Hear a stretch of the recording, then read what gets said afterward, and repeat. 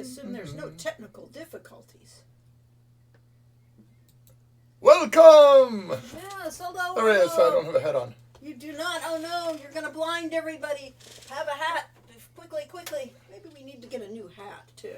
I need new hats, yes. Yeah. We were supposed to wear a different hat every episode Yeah. like we did during the Kickstarter. I don't think we can handle that. But I did shave my sideburns. Oh, so good. I cut them off. Yes, well, all right. So he's only... That's Lori. I'm Corey. Yes. That looks like, if you looked at that hair, it reminds me a little of a schnauzer. It looks like a schnauzer's hair. Yes. Hello, everybody. There's a OSU Brainiac and a Schumann 3D Blast, the usual suspects. Yes, welcome. Welcome to our stream. Yes. Is it extreme? It's an extreme stream. That was the last one was the extreme. This is the new stream. This is the new stream? Okay, fine. Basically, we are here to continue what we did last time. Let's see, since... I don't remember. I think I fell asleep during the stream last time. What did we talk about? Yes, on our last stream, we will talk about other things. But this time, we're coming up with the news of the weeks. The news of the week? The weeks. It's been 2 weeks. 2 weeks. The news of the 2 weeks. Yes, I recall science. Yes, there was science involved. Science! Yes, at any rate. But the big news is... Big news. Yes, we do have big news. Big news is over here on the Nintendo Store. How about that? We hit the We big have time. Nintendo Switch, Summer Days Tilly's Tale, on sale at 20% off. Sale ends July 5th, only $12. Eligible for up to 60 gold points on the Nintendo Store. So we are officially big time things. Yeah. We decided to switch it up a little bit. Yes. So we actually... Here's a video from our partners. Yeah, are you going to play it then? Yeah, I don't know what it'll look like with us in the corner. Oh, it doesn't look bad.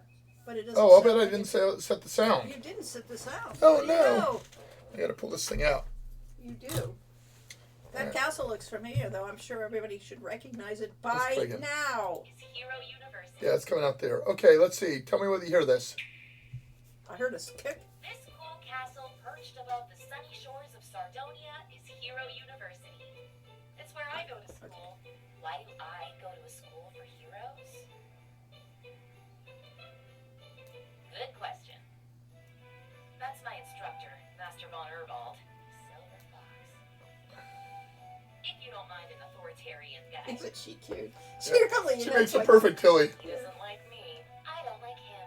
It's the Mutual Detestation Society. You would better make the best harvest festival this school has ever seen, or you're out of here. Stupid harvest festival. I'm pretty sure that Turk will be more disappointed if the harvest festival is a success.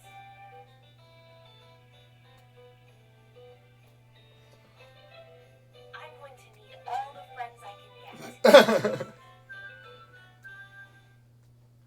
Yes, she could have called her a slacker. I had to bite my tongue not to use the term slacker.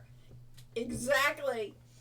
All right. So the important part of that was right near the end, you had Calvin, the chef. Yeah, clearly in doggy form, yeah. In doggy form, and here we are. Oh, I can't get the story. And that was filmed, where was it filmed, Corey? That was filmed in Poland. Poland, on a real castle. How about, how cool is that? Right near the offices of Silesia Games, who did the translation. Okay, we can see on Lori's a little better. She's wearing her Calvin, we got Calvin's Kitchen we got t-shirt. A new t-shirt. I made a new t-shirt. We have Calvin's Kitchen. It's doggedly delicious. So, yes, that's new since last time, too. I need to redesign it so it reads a little better. Two of our fans have these t-shirts so far. Okay. Yay, fans! Yay! Yeah. I'm a fan. Yeah, I am too. So we're fans. You know, That's fantastic. it is. So I hear it's a fantasy story. could be. And speaking of fantasy stories, is there any other I'm feeling news? like we ought to have the fan on because it's hot in here. I do have the. What windows other news open. is there? I was asking, is there any other news in the course of this? Not much. I'm slowly getting better. I'm still coughing a little bit, but yeah. it's only been a little over 2 months since I got sick. Yes.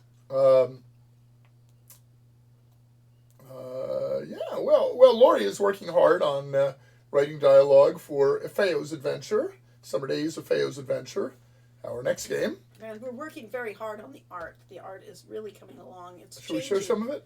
Only if you had it ready to show. Do you have anything ready? Oh, I don't know. What do you put on Dropbox? Anything? Oh, it's all in Dropbox actually. If you wanted to go to Dropbox, I think I have that here somewhere. maybe. Yeah. So we'll just go Okay, to... so he'll take some time getting to it on his computer, but Is it under Summer Days? it's under Summer Days. What do you Is it know? It's under- under artwork Why isn't it under Efeo? because it's divided out here. Doesn't look like it. Character art. Go to character. Oh, background art. Let's go to background art instead because we're revising all of our art. Initially, remember. Efeo's Storm, Okay. Efeo's Festival Grounds. Yeah. So everything's Ofeo now, but not this one. Not that one. No, the Feo's. What do you want to show off? All right. The let's show off what has been changed the most. We don't want to go to that yet. Okay, secret. No, that's all right. But let's go to. Let's see if he's updated the library. Let's go to the library first. Okay. No, don't show that. But he does. Ooh, do we that's have really the? dark. Let's see. Is that the new version? No, that isn't the new version. So that's the old version. That's just that. Oh well. Okay. Yeah. Well, we do have new art. Are That's you just quite not sure? Are you quite sure it's here under Summer Days and not somewhere else? Yes, it is. I assure you. But Efeo's Storm. these are just his room. I mean, and his room is just. Don't worry about it. His room hasn't changed. What we're doing is from Tilly's Tale. We are changing the art a little so that it is more more 3D. I mean, 3D appearing in that sense. All right, here's And something more- I can show. And more colorful than what we were doing with Tilly's Tale. Here's Efeo's bedroom at the university. And we're going to have spot animation, which you could see if you actually had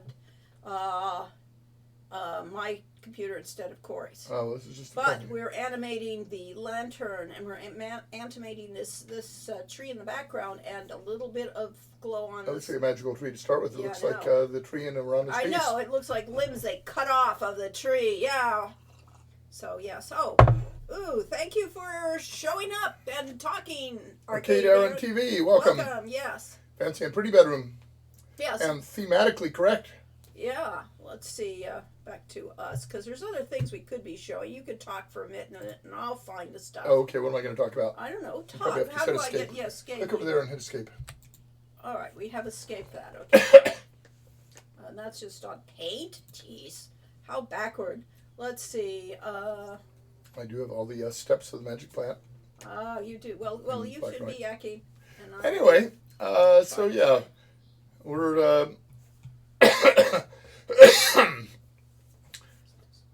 doing stuff. I've been kind of busy as usual doing stuff that has absolutely nothing to do with games. But I'm also doing my normal addiction to World of Warcraft.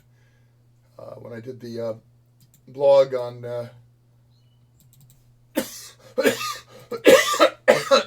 You killed me. I did. We should have the link to... What do you want? my link to All right, I'm not going to show off Patreon. anymore. Aren't we? Have to I'm just going to save say that here's the Patreon post so that you can find out what this is all about. And I mentioned in there, I said I have a theory about luck. Luck is what happens when you take enough chances that one of them hits.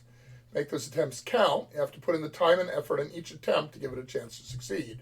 What I didn't put in there, what I was thinking was that, of course I lost you now, That's okay. is that the place where that luck thing has been coming up a lot is in World of Warcraft. There's a battle pet I've been trying to get because Lori and I collect battle pets. And this one has a 1 to 2% chance of dropping. And so I have been systematically, on the occasions where this boss is available, which is only occasional, I've been parking multiple characters there and coming through. And if he shows up, then I kill him. And each time I'm disappointed that I don't get it. Well, most people bitch mightily about the fact that it's only a 1 or 2% drop on something that really is just a cosmetic, it's just a toy. And I say, well, if you do it enough times, you'll get it. So that was up until last night where I said, screw this. I've done this enough times, and I'm going to buy it instead on the auction house. So much for luck. But luck in the chance of getting a game proposal accepted is tiny. It's about the same as trying to get that It's pet much in like Walmart. getting that pet. But if you make enough game pitches to enough publishers and get a little better at the pitch process each time, then maybe sooner or later one of them will stick. And we were just very, very lucky. So, yes, I mean, since the only other game proposals we'd ever did was the arcade game to, I think it was Atari at the time. Or We were going to do a Dungeons and Dragons based game. Now, it was actually people that had formerly worked with the guy who started Chuck E. Cheese, famous guy. Yeah, that famous guy, yes. That famous guy that started Chuck E. Cheese. He did Atari, so. And he ran it. Nolan Bushnell. Nolan Bushnell, who Had to owned Atari retrieve for a it. while. And we were going to work with them on a project to make arcade game machines that would do Dungeons and Dragons like fantasy game. But that wasn't the one I was talking about. Which one were you talking the about? one with the gaming group that we went together and I The pitched. Dragon Slayer? Dragon's Lair, yes, the Dragon's Lair gaming group, where I went to a game company and pitched 2 game designs to the arcade company. Ah, how'd that go? Well, we didn't get a game. So other than that, we were a little too ambitious for what we were doing. And then we sat down with a friend of ours and wrote down all kinds of notes on what it would take to take our fantasy game system and bring it onto computers, and we were going to do it ourselves, a multiplayer game. Not at that that would- time. Yeah, I have all these notes. You They're on long rolls of green and white computer printout Okay. paper. And we said, here's all the things we want to do in order to make a multiplayer game that's similar to tabletop Dungeons and Dragons. And that was incredibly ambitious. Yep. And impossible at the time. And 20 years later, we tried that again with Quest for Glory 5 and ended up turning that into a single-person game because it was still too ambitious. yeah. And about 10 years after that, Blizzard came out with World of Warcraft. And well, actually, it before wasn't that 10 years. okay, it was before that actually, because there was first there was Ultima Online, Well, yes, and then first there was and then there was EverQuest. something came before Ultima Online. Oh. EverQuest did, I thought, or was it RuneQuest? RuneScape? RuneScape. I think maybe RuneScape first. came after that. No, something came before Ultima, but it Okay. doesn't matter. Anyway, people eventually got it to work, but they had to take baby steps to get there. Yes. Um, Okay, so Arcade Aaron says, longtime fan of your games here. Thank you for everything you've created over the years and the impact you've had on so many lives. The girlfriend and I plan on naming our daughter Katrina. well, thank you, and that's a lovely name. Good choice. Yeah, actually, I got the name Katrina because I had a girlfriend who named her child Katrina Ray Lynn. And I thought that's just a really cool, lovely name. And so that's where I stole the name Katrina for the game. Yes. Theft. You hear about it all here. right. Intellectual property theft. Yes, CT Her girlfriend's times name. CB. Question. Working for Sierra with their coding language, what was it like needing to create kludge code to do stuff? But yeah, well, I think everything in at Sierra was kludge Well, code. actually, surprisingly not. Okay, the system was really, really good for making graphic adventure games. So you could animate characters, you could get people to do walk cycles, and all sorts of stuff with relatively simple coding. You could parse simple English commands like, look at tree. And it knew to ignore the word at, and that the noun was tree and the verb was look, and so on. And you could do all sorts of stuff like that. Now, the problem is we were brought in by Sierra to give them a role-playing game. And what they thought that meant is they had been the publisher for Ultima 2 a number of years ago and had done Wrath of Denethor or something like that in between. That's what they thought. It was basically, little stick figures, walking around this huge map and fighting monsters and stuff. And I worked, my first job at Sierra was converting the interpreter to the Atari ST. And I looked at it and said, this system is not well suited for that. But you know what? You are absolutely brilliant for the kinds of games Lori and I enjoyed. Our tabletop games did not consist of, a lot of mapping and hack and slash. They consisted of role playing, of talking to people, exploring new realms, and solving puzzles and solving problems. And then every once in a while we fought a combat for excitement. So he said, that's the kind of game we can do. And SCI was not designed for role-playing, though. It didn't have any... that's true. This is where the kludges come in. Yeah, so this is where the... you can call it a kludge. I call it a layer. So we had a system that was object-oriented, and it was designed specifically for making graphic adventure games with text input. And I said, I can use the fact that it supports object classes to make new classes of objects that support role-playing. We'll have ones that have the statistics for the player or for enemies, and we can add on commands for attack, defend, and so on. And by the time we build all this up together, we've got a system. Now, where one of the kludges came in is that trying to do combat on the screen, we're working on things like the TRS-80 Model 2 or something like that, and it was running on a 8086 or 8088 architecture, actually, which is even slower, at 4.77 megahertz, not gigahertz, and it was abysmally slow. So if we tried to, say, animate the entire screen, impossible.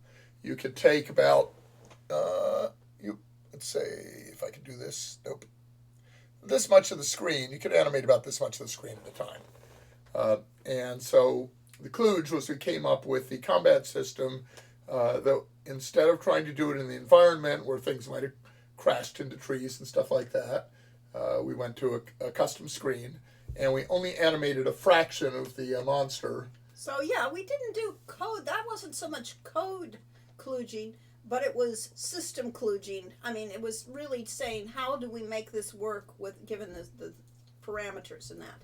But CT times CB says, I was just calling it kludge from comments from the INN client server source I was able to get access for when working on that back online. Well, INN was a little different. That was the Imagination Network, originally called the Sierra Network. And that was a multiplayer system that used a whole bank of modems in a building called the Old Barn up in Oakhurst, which had formerly been a restaurant. And originally a barn. And before that, a barn, yes. And they had to, basically, if you called into them, they had to pay for your connection time, like a long-distance phone call. And it was very difficult to make any money at that. And eventually, Sierra decided they couldn't afford to run this thing. But they were basically working around trying to do, a multiplayer system before the world was really prepared for that. Yeah, I mean, you're still using modems? Come on. Yeah. I mean, it was really kludgy. But, I mean, because you had to do something to make it work. So I mean, the things I find unbelievable today is like YouTube. How can they possibly host terabytes of, many, many terabytes, exabytes, whatever, of data that everybody's putting up there and not charge anybody to put it up there, not charge anyone to look at it. They put in advertising and they get advertisers to pay for some of it. Molly said Phantasy Star Online and Dreamcast use 56K modems. I started out, I had I don't think I ever had a 300 baud, but I had a 1200 baud acoustically coupled modem at first. And I upgraded to 2400, and that was amazing and fantastic. And we can hear to our dying day the that sound of it connecting. Yes. Yes. I had 800 for my Atari. Okay. You sure that wasn't an Atari 800? So anyway, yeah. So they had this system that basically they, had a mainframe, which was a room-sized computer, the digital howls of the damned. I like it. Indeed. And they were connecting to everybody's personal computers. They were all calling into this, and they had to do packet switching and stuff like that to make a bank of a couple dozen modems, handle hundreds or thousands of users. Let's say 600. I don't know. There's 110 baud acoustic coupled, and then there's 300 and then 1200. I think. I don't know if they ever had a 600 or 800. Well, she said, It was a Atari 800 XL. That sounds right. yeah, and it had an 800 baud that she'd never used, or maybe a 600. Yeah. Well, and then of course we're talking for anybody that's younger than the hills like us. You had to put your phone down on it initially. Yeah, that's what we meant by Oh, acoustically coupled. You oh had my your God. old style phone that had the big handset, and then that went into a cradle, Yes. and essentially the modem was talking to your phone. Yeah.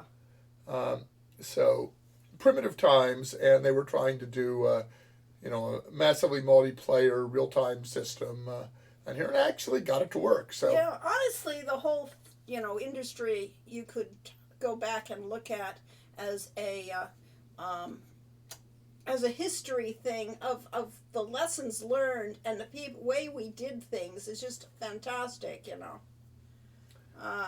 Yes, no phone as long as you were online, and every time someone picked it up by accident, you lost your connection. Yes. And CDXCB says INN basically runs on a modified version of SCI, which Yes. has modem support, additional kernel functions, send receive functionality, and the ability to use DOS interrupts to wait for data. And that's all built over the original SCI. I mean, eventually, by 5, they had to redo the whole SCI from Yeah, they scratch. redesigned it and they did it in C++ instead of SCI. But we're talking up an through, SCI, up through 4. SCI that was really written at the time of Quest for Glory 1, wasn't it? About a year before that. Yeah, okay. Yeah, so the King's Quest 4 was the first game in SCI. Before So- that, they had a system called AGI. Right, so that meant that INN was building off of a 10-year-old, or at least 5-year-old system at the time, when everything was computers yeah. or jumping by leaps and bounds at that point. So, you Yeah, can believe it was LSCI I think stood for large SCI, and that meant that it could handle more than 64K byte segments. Yeah. Because that was original PCs had an architecture where you could only address 64K of memory at a time, and now we have these systems with 64 gigabytes memory, and it's kind of unimaginable to be working in that tiny space that we had originally. I had a Commodore PET, which had 8K of memory. Yep. So, at any rate, so much for history lessons. History lessons. So We were here because we are doing a workshop on how to build a computer game, or at least Or how how to to do make a it- yeah, pitch, how to do a computer game design pitch. and pitch, yes. Yes.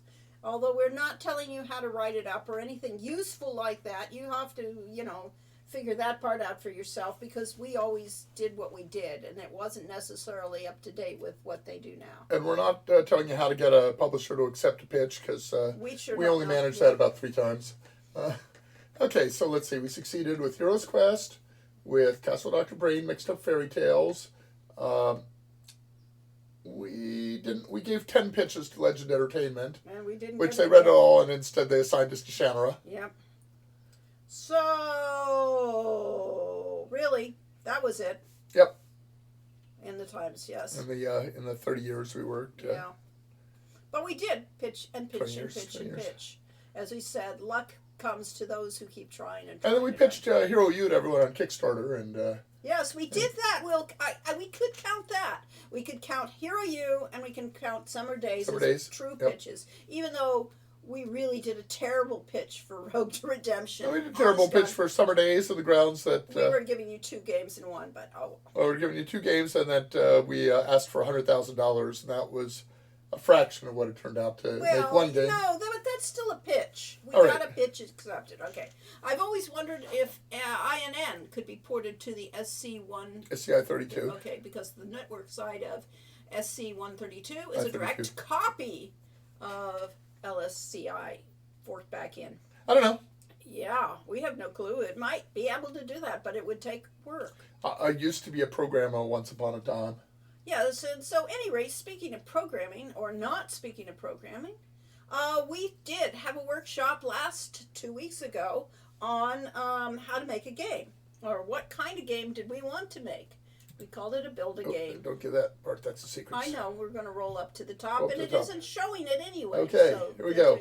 We Okay. talked about games that we had pitched and not made, so Yes. we should show that. Well, we already talked about it, so most I know. people have been here last time. Yeah, we Those talked about a dozen games that we pitched that never go anywhere. And not counting the ones that we didn't put up here because we pitched others ones Yeah. too. Yeah. Those were some of the ones that we were really, I mean, we were so excited about Space Station Naglfar and Survival on Sigma 7 and because Tunguska Adventure. we had all sorts of innovative ideas of how to pull that off and what we were doing And we with thought it. it'd but be yeah. really cool. Bye, Molly. Oh, bye, Molly. Oh, well, if you want to watch stuff, yes. Sorry you can't participate because this is a fun exercise. Yeah. I But like have to fun. watch. I like to watch stuff with my girlfriend, but she tends to slap me down when I do. Ah, I see. Yes. All depends what you're looking at. Yeah. Okay. So, anyway, let's go back to us, I guess, because we don't want Us? webcam. Webcam. So we There she don't is. have to show everything off. We just talked about last time the journalism's 5 W's versus our 1, 2, 3, 4, 5, 6 W's HWH. What, where, when, who, what, how, why, how. Yes, that's mnemonic, you know. Absolutely. There's 2 whats and 2 hows. Yes. Yes. What kind of game? How? We gave you guys choices of what kind of game, whether it was an adventure, an RPG, an interactive fiction, or other. And y'all voted. Y'all voted, well, it wasn't consistent. 4 votes for adventure game and 3 votes for RPG and 1 for interactive So fiction. clearly we're coming up with an adventure In other RPG. words, y'all wanted to make Quest for Glory, but Yes, really. I mean, and that's... Well- However, where is it set? And what time period? That was very different. Yep. We have a question. Let's see. Have you talked about the time that Aulo pitched a game, made it, and then Sierra canned it post-production? Oh, yeah, Can't there were a remember. couple of I don't know that he actually made the game. He was well in development. They started it. They started it. They had artwork for it for the Whitewater game that was all about the Clintons. The title was Capital Punishment. Yes. And so it was all about the Clintons, Whitewater, whatever that was. And they basically... Scandal. Yes, punishment. It was obviously using the punishment type of thing. But yes, it was a political game. And about, a couple months into it, somebody realized, by the time this game comes out, nobody's going to remember what Whitewater was. Yes. And Art Bookwald could sue them for stealing the title. I have that book in the shelf back there. Capital do? Punishment by Art Okay. Bookwald. Okay. And that was about the time he spent as a correspondent in Washington. So yes, it did not actually survive contact with the enemy, but it was started. And it was in production and there was art for it before they decided, maybe we don't want to go here, Now, that didn't happen too often at Sierra. It did happen occasionally, but at other game companies was the norm. Yeah. They constantly would get games partway into production, decide that it wasn't going to make it. World of Warcraft started out Warcraft as Adventures. Yeah, the Warcraft Adventures was going to be a Sierra-style game from Blizzard Entertainment, and orcs and humans, and it was in a cartoony style, full very, very cartoony, but full animation, Hollywood style animation, Disney style animation, and they worked on that for a year or two, before they and it was very nearly ready to go.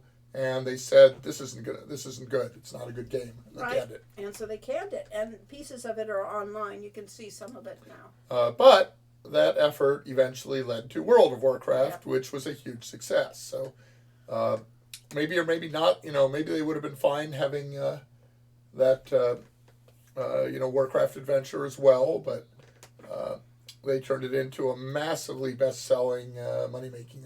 Yeah, so they kept machine. going. They kept inventing it, reinventing it until it was something that worked. All right, so let's go see what we were doing.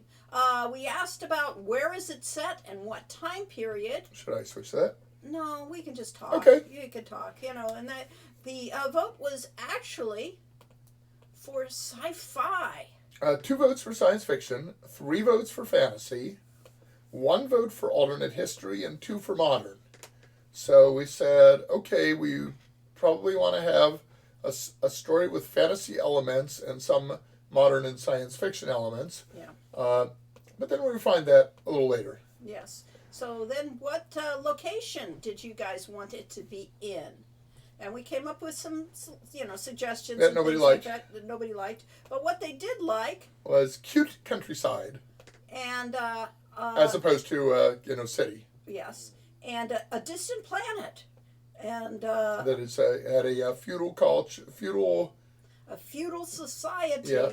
So similar to a Middle Ages feudal society, but where magic works. So it's your basic high fantasy story. But then 2 more votes were for a planet where magic meets science. And so we've got one where magic works, but there's science fiction elements to the game.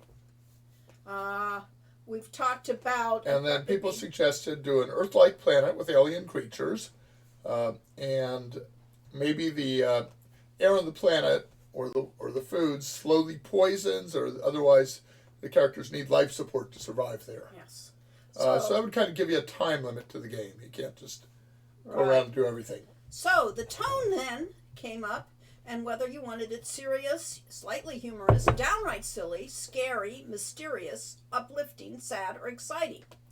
And the votes were pretty much tied between slightly humorous and mysterious. So that's a really interesting.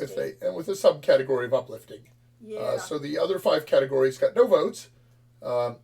And that says that maybe we went a little too far with Road to Redemption of going to the downright silly. Tilly's Tale is, by the way, slightly humorous. It's humorous. It's humorous, It's but humorous, not it's fun. slightly. Yeah. It's so charming. Yes. And So it's definitely anyway, uplifting. I Yes. don't know how mysterious it is. It isn't mysterious. It has no mystery in it. But so we need to make sure our game has a lot of mysterious qualities and things like that. CT times CB says you could combine science fiction and modern day by having a time traveler who can go through different times in history, sort of like the Journeyman Project. Yes. Yes, although then you're starting to look at budget. I mean, Well, no. Roberta Williams designed the gigantic time travel game for Sierra, where you went to different time periods, and it was on something like, 30, 40, 50 floppy disks. Really? What Yes. game was that? It was called Time Zone, I think. Time Zone. Okay. Yeah, Time I Zone. didn't know that was what that was. Okay. Let's go and see if Wikipedia or Moby Games says anything on Time Zone. Okay. Time Zone. So, in other words, she did it. 1982. So 6 years before Lori and I started at Sierra, Wow. she did an Apple II game called Time Zone, soon to be revealed on her desktop. Wow. And description: someone has chosen you to secure the Earth's future by destroying the evil planet ruler of the planet Neberon. He offers you the ability of time and space travel in order to do so, and has placed a time machine in your home so you can travel to different time periods, where you meet famous names such as Julius Caesar, Christopher Columbus, Caveman, Robin Hood, Benjamin Franklin, and Cleopatra. Like other high-res adventures by online systems, you can switch between graphic and text modes. You type 1 or 2 word commands to perform actions. So this is really, really primitive times, period. 1982, 6 years before we There's even your started. spaceship. Yes. Woohoo! There we That's go. a picture time machine. All right.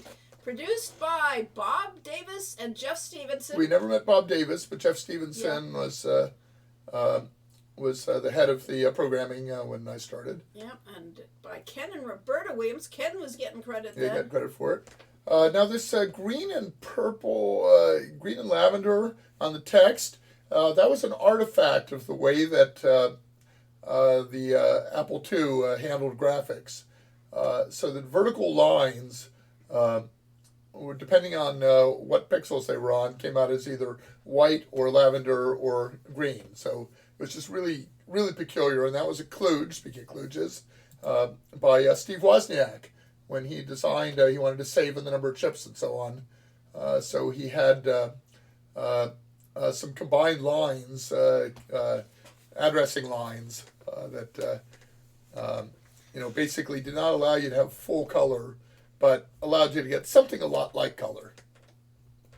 And yes, Jeff Stevenson, without him, we probably wouldn't have SEI. Yeah, he was the guru behind SCI. I think he had a PhD, and he was the original theoretician at Sierra. Bob Heitman worked with him, and Bob was the. You could go back to. I'm trying to go back to webcam. Click the left button. I was clicking a left button the whole time. I do know the difference you were between. clicking the right I was not. Okay. Anyway, Bob Heitman was the kind of practical engineering style person in the software department, and so he made things work. Jeff came up with the designs for the software. All right, so to this game that you are designing, who is the protagonist? That was the next who that we asked. And the type of games choices that we had was first-person avatar, like Quest for Glory, choice of characters, male-female character class or species, multiple main characters, games like Day of the Tentacle or Broken Age, or one specific main character, games like Monkey Island and Hero U. And we didn't really. I think we came up with the third-person avatar viewed in third person because games like Doom and Quake and we did not actually and so on are all actually in first person. They're the true first persons. Yeah, This and is so third people person. said no, we like the over-the-shoulder look and having your character in the scene.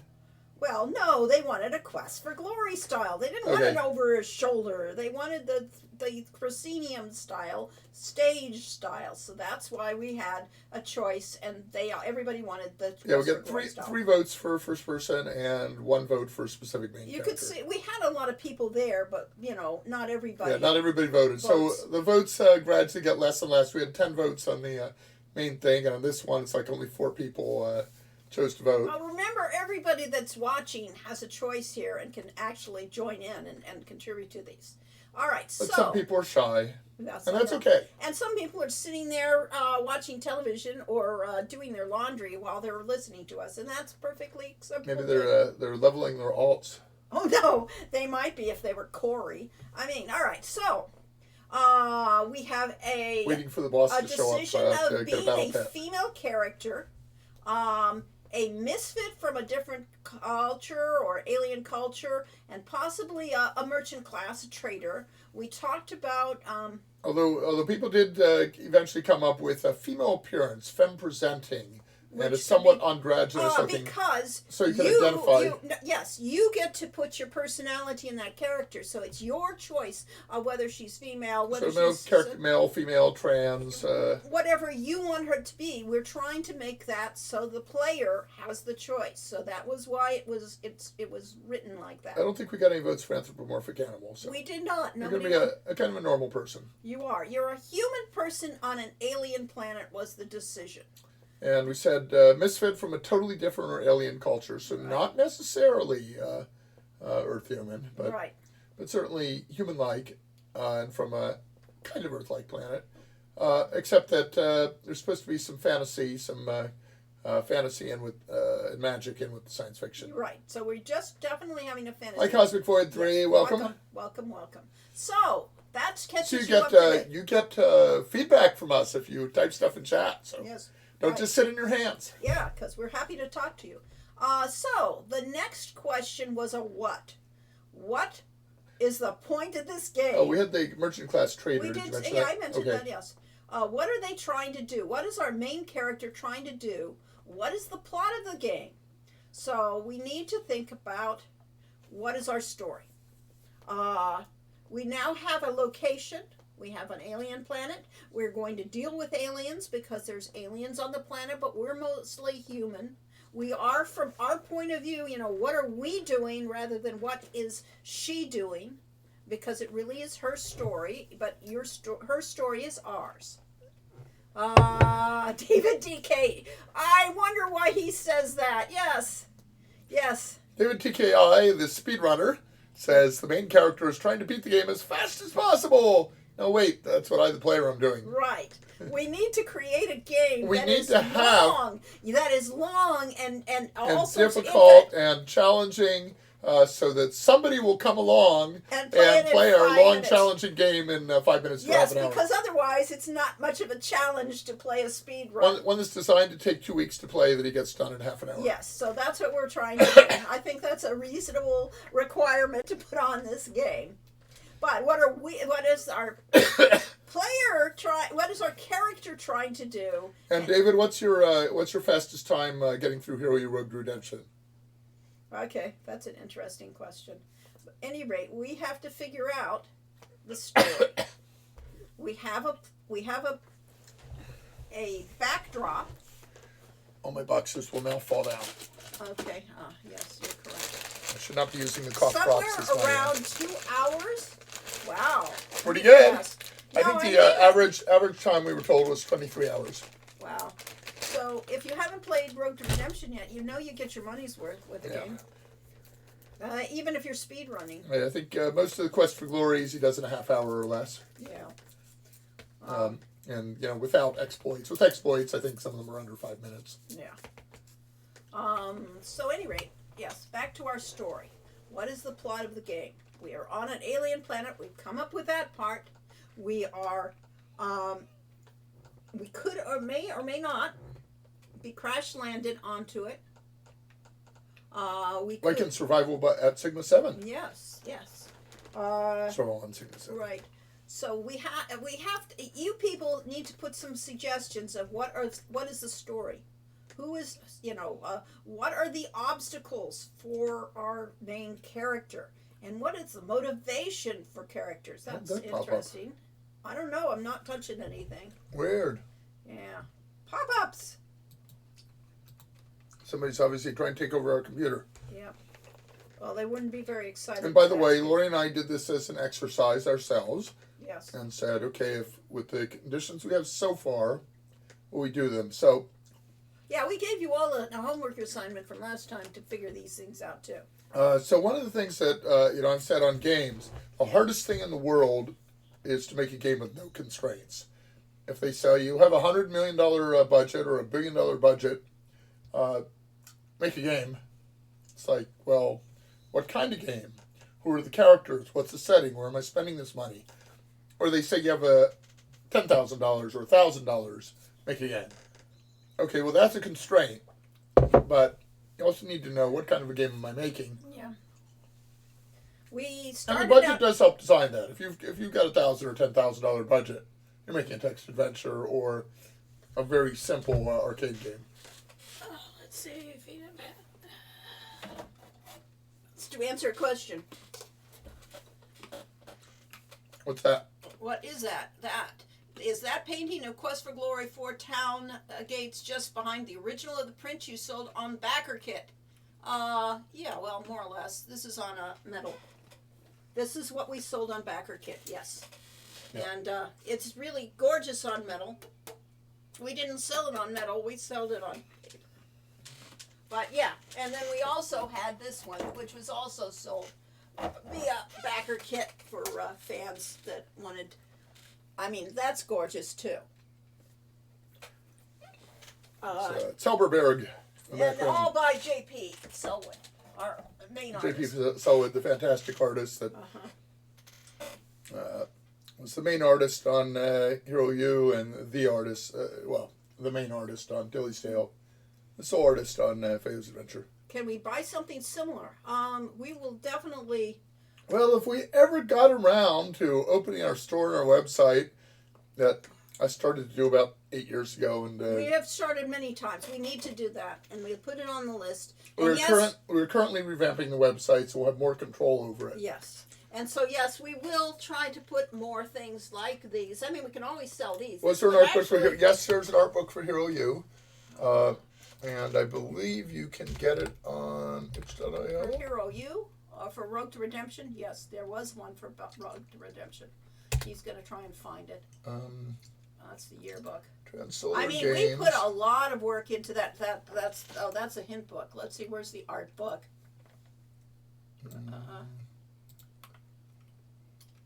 That's Is just that the that's the game? All right, fine. No. There Uh, is. we included it with all our backers got it, or backers that paid $35 or more. Yeah. Bargain. Yeah, it's not for sale though. Considering you pay $60 or $70 for a. There was an art book. It was complex. We spent months on that to make it look. It has everything, and so it would be nice if we actually had. Corey could actually show it if, like, he had a copy of it somewhere. Oh, I do. Okay, well then you could show Let's see, it, but probably not there. It's probably. because we're just as happy to show off our things. Interesting. It's shifting around. This is a drive and Okay. there and So let's see. Yes, Brainiac said he's got the story he mentioned last time in his hands right now, looking through it for further inspiration. And that's One Man's Meat by Lawrence Watt Evans in Isaac Asimov's Universe Volume 3. Interesting. I don't. oh, there it is. And under, of course, manuals. It's under publications. And art book is the top one. Do you have the finished one? Yeah, okay, fine. Yeah, we did in 2 volumes. Ah, yes, because we had too much stuff. All right, So art book characters. here's the art book characters. Featuring the art of, and all the illustrations. And text, And most text. of which I ended up writing. Right. Lori wrote some too. Yes, I did. We all wrote that. Art matters. And then we wrote this stuff. So those were the early character designs. So yeah, we went. Lori makes me do anything that isn't dialogue. Well, you wrote Puppet some- animation. That was one of the Oh things my that. God.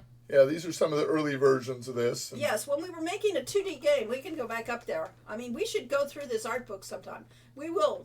I don't think it's the topic of today, but It we isn't. should. We should look at how we were going to animate a character at one time. It was awful. So, yeah, we should. This is a good topic. We'll put that on the list of things we should do.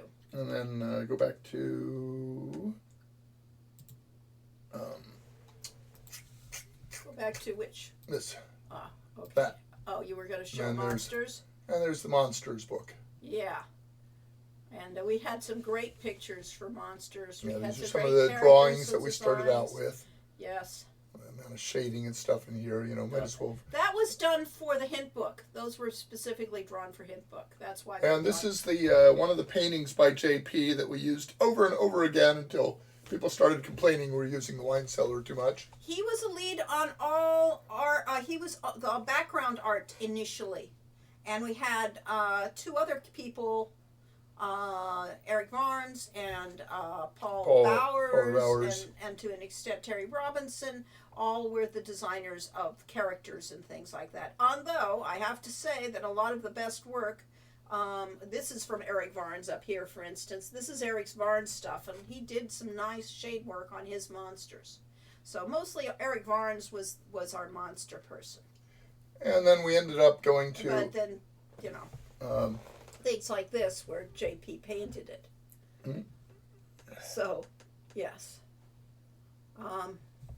If those metal pieces are available for sale, I'd love to buy copied of one of each for my walls. Mordavia has been my favorite fantasy setting for over 20 years. I really loved the Mordavia piece. It really kind of says it all. It really shows it. we don't have any of this stuff in your Cafe Press, do we? No, we don't. We do have stuff you can buy from Cafe Press. That's mugs and Yes, but we don't have ornaments and anything. stuff. But We'll we don't have have to the get our paintings. store going again. I love Sean's character design, very expressive. Well, the problem with actually, to go back to the metal pieces available, they're so expensive that what we can do to anybody that wants them is send them the PDF, the art to do it. Yeah. And so that you can make your own, because there are lots of places that'll do that metal work, and we can even give you the right names of it, but it's just easier if you handle it and we don't, because then it's not in. Art books and lore books are among my favorite merch for games. Well, that's great. We will have an art book for Tilly's Tale and Efeo's Adventures too. So the problem we've run into is the question is, do we spend our time making games or selling games? Yeah. Or in my case, playing games. Or playing games, yes, one of the 3. And Yeah. how much of workers are we and how much are we retired? And then within the work, is our job to make new and exciting games, or is our job to merchandise them? And the fact is, we lost a lot of money in our games because we're not very good at the merchandise part. No, We we're just- not bad at the merchandising. We're just not bad. We're bad at the pricing and actually getting money for things. Yeah. Yeah. Phantom Beaver says, there is nothing quite like Mordavia in any other game media, but there is barely any merchandise with character locations of Quest for Glory 4 available on the internet, so you definitely should fill this market on your own. Okay, And good to know. therein lies The rub. the rub. Exactly. Who owns that? Who owns the art? And the answer is that all of the intellectual property for all of the Quest for Glories is owned by Activision Blizzard by about 6 times removed, having eventually ended up with the assets that we did as work for hire for Sierra. Toby Stuffy. Oh, wouldn't that be wonderful? So- you could cry into him every night. So as much as we would love to do that stuff, we would be slapped down by the legal department at if they Activision knew Blizzard. it. That's why you'll see that Road to Redemption and Hero U have all sorts of references back to the original games, because they have to prove that that this is really ripping off their property. Which means that if you're not Lori and Corey Cole, you can make this stuff and they'll probably never catch you at it. Right. But if you're us, They'll we look at have it, yes. we have enough of a profile that they'll say, "Hey, you signed this work for hire agreement when you worked for Sierra, Yeah. and it's still in effect, even though it really shouldn't be at this What point. are you showing? Your Don't, past life, I don't. okay, Yeah, go back to the webcam if you're going to go. okay." high. I was gonna find that T-shirt that I bought on Redbubble or something like that. Shows the coat of arms from Quest for Glory 4. Yes, the The Borgov. the Borgov coat of arms. You could probably get to Redbubble. I mean, and you could show that. Okay, maybe. Because, yes. You could use different names and license it under fan fiction. It's not fan fiction if you originally wrote it. Or else maybe Bill Gates is a huge Quest for Glory fan and will do the right thing and give the rights back. We did hear that we had some fans of the Sierra games at Microsoft the first time they were announcing there was going to be a deal. Here we go. Yeah, I you s- can I show went that. to, Yeah, go click on it so that brings it up. Oh, I was going to show this first. Yeah. So It didn't come up. Oh, I went to Redbubble and I just typed in Borgov, and this was the first hit. It's this T-shirt that a fan showed me, and I went and bought one of these. It's really quite cool. Yeah, so yes, that's how you get away with it, because you just don't really say, "Oh, this is somebody from Quest for Glory 4." You just kind of get the connections there. So And yes, this is depending on who you are, either a puzzle or a torture device from Quest for Glory 4. If you're colorblind, it's entirely impossible. barely. You could get it, but You got to figure out, based on the available clues, of which one of these panels you need to click on in what order. yeah, well, And it's really, really easy if you have the same background that we have, yes. and if you have good color sense. I work at Microsoft. Yes, yeah. So- If I ever get into Teams, I will 1,000 point. Yes, thank you. All right, well, thank you. Of course, Microsoft's an awfully big place. Yeah, and you don't always move around, but yes, yeah, that would be awesome. Yes, and so is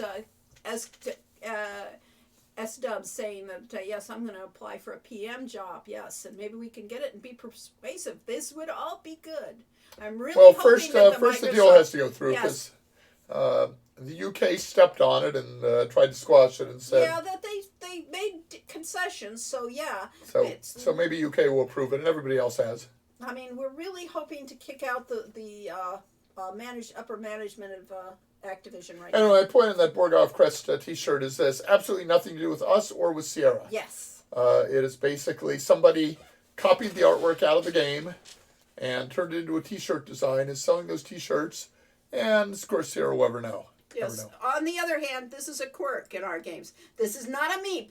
This is a quirk, because we needed to file off some serial numbers so that it didn't get. Except for the one little problem that when Terry Terry made made the the label for it. He put on the meep on it, Yes. but it's not a meep. It's not a Nope, meep. it's a quirk. Yeah.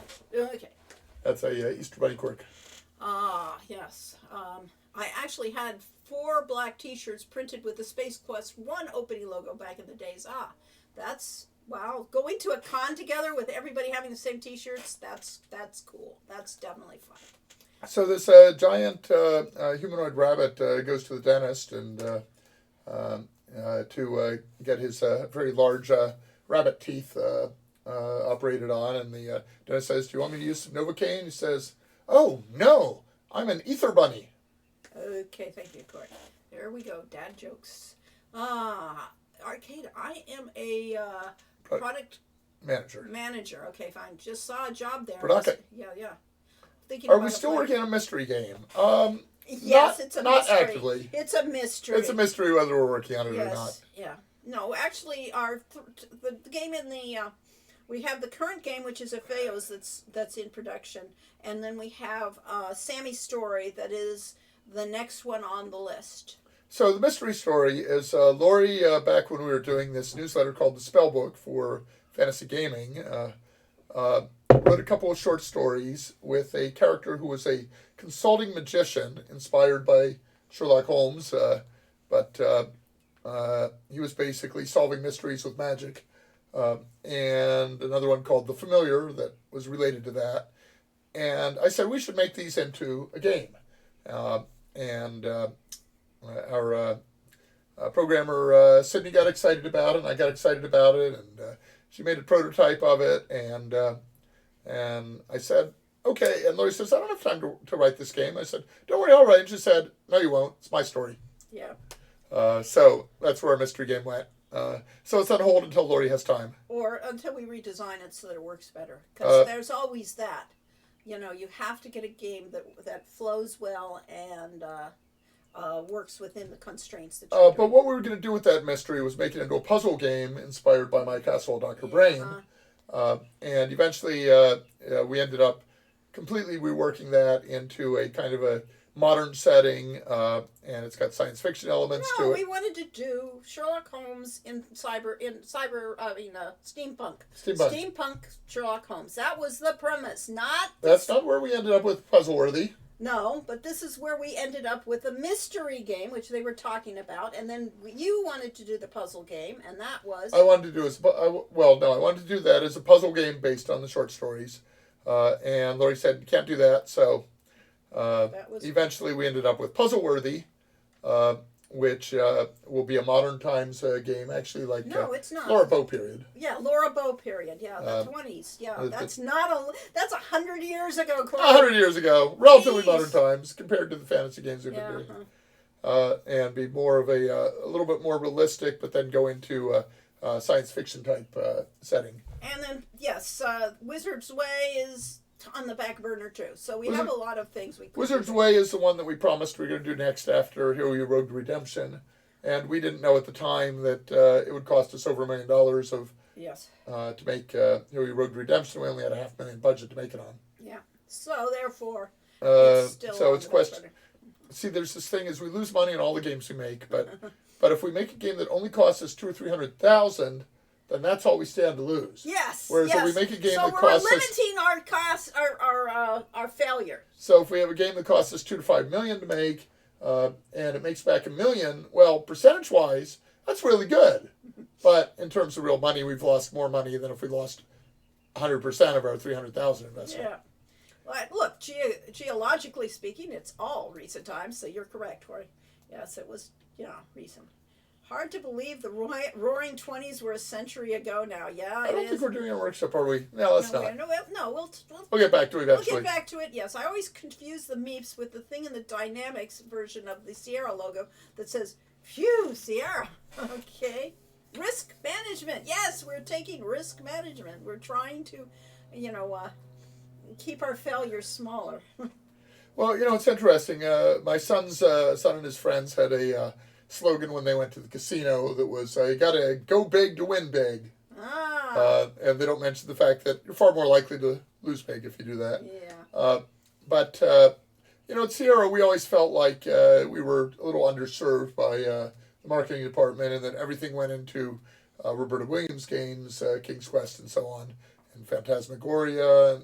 But there was a reason for that, is because if amazing marketing can increase sales by 30%, you'd much rather increase a $10 million game by 30% than a $2 million game. So if they could get an extra $3 million by pushing a Roberta game, it would just dwarf anything they can do by pushing one of our games. Or Space Quest.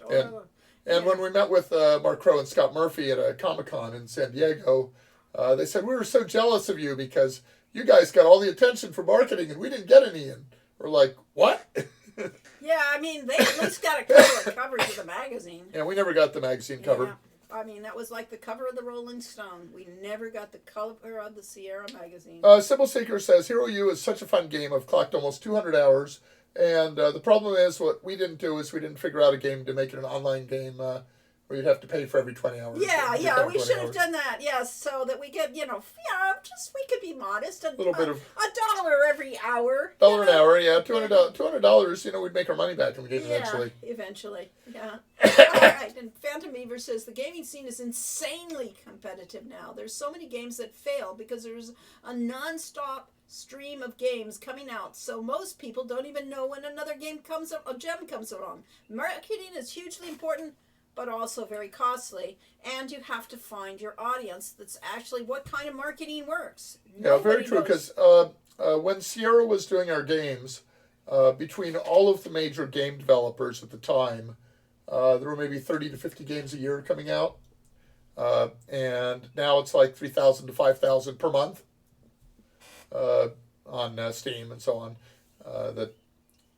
When we first started our Kickstarter, Steam was very exclusive and was basically had a process where they went through each game and decided which ones they wanted to publish on Steam powered on Valve, and then they went to the greenlight process where people could vote to have games greenlighted, and eventually decided that was all too much work and they opened it up to anyone who wanted to publish on Steam.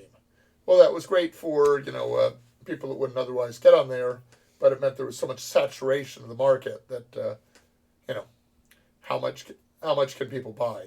Yep. It reminds me of this quote: "The essence of investment management is the management of risks, not the management of returns," by Benjamin Graham. Of course, that's not true. Okay.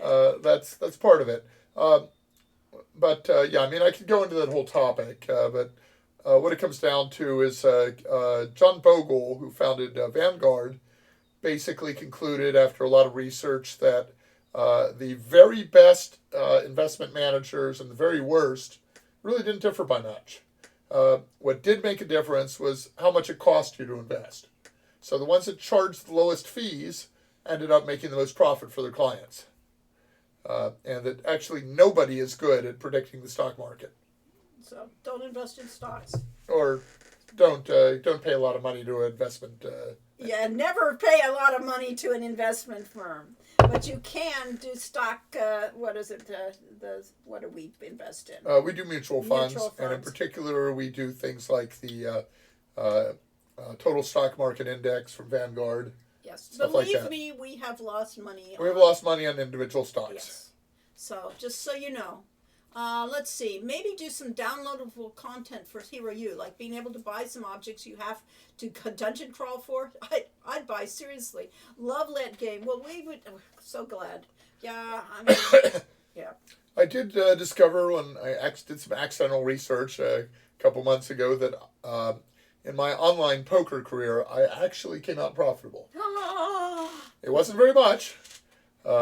But I had a couple big losses. I lost about $3,000 in one cash game that I foolishly got talked into.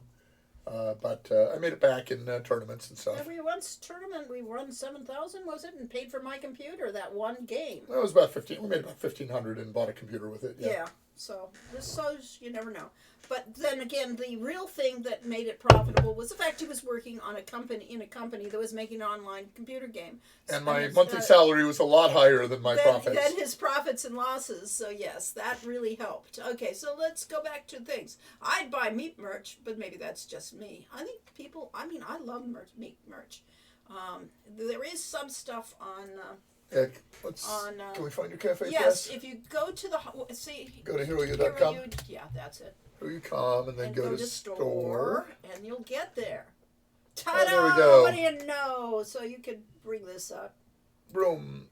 There was a store on Cafe Press. This is cafepress.com/Hero University Store, all one word. And right now, But if we you got go there. to our website, We got there by going to hero-u.com, which is a lot simpler, and you then click hit on store, and that takes you to here. Yes, because you'll never figure it out otherwise. And here we have the mouse pad that I use.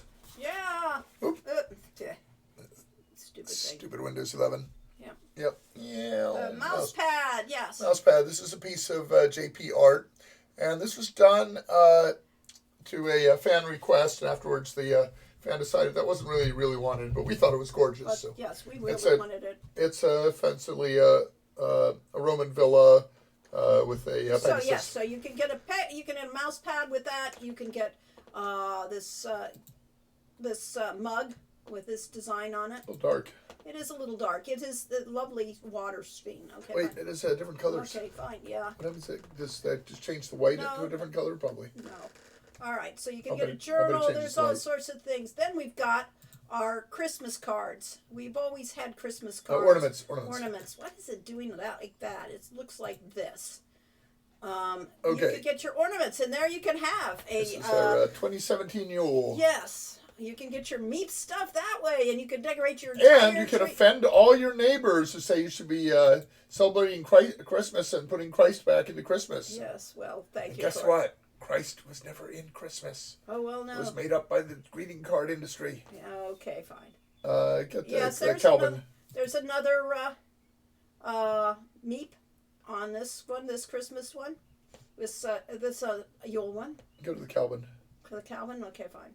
So, yes, there are things, Wait, if you are really up. desperate, if you are desperate, you can get a mug with either Summer Days or Hero U, and there are some things that, this is specifically our stuff, rather than the ones that were the rip-offs of What's we got? Quest for Glory. Yep. We actually had, There's a Tilly's Tail mug down at the bottom. yep, and it's old design, so if you Tote bag. All kinds of stuff. So there is some merch you can buy from us. We get just a small amount per purchase, but and that's of course if Lori ever got around to logging on to Cafe Press and finding out that people have bought $50,000 No, worth of they'll let us merchandise. know if we bought anything. Oh, okay. So, yes. I would love that design as an ugly Christmas sweater. Oh, that would be fun, yes. Let's see. The meep stacked into a Christmas tree decoration is pretty damn cute. It is. It's really funny. And I'm a futurist. I celebrate Christmas and board up my condo to save myself from the robot Santa. Oh, good plan. Good plan. Very good plan. But he probably won't come through this chimney. Let's put it this Here's way. a zip hoodie. Yeah, there is, with the Road to Redemption insignia on it. I don't think we ever bought. Oh. That blue's new. That's Yeah, nice. it's in navy now. Yeah, cool. It's only $40. $41 for a university zip hoodie. Yeah. You can go and get yourself shot in the streets of Philadelphia. And man, I'm so happy Futurama is coming off the default state of hiatus once again. Yes, it will, in theory, come online. So, so if you really, really desperately need something. So we do have something, and we can't do Quest for Glory merchandise in a store like this because we don't own Quest for Glory rights, even though we created it. Yeah, so if you, if you want to decorate a whole tree like I did, so Home decor. We have this under home decor. You can actually have. And I'm looking forward to Summer Days Sammy's story because I think Sammy is the absolute cutest character ever.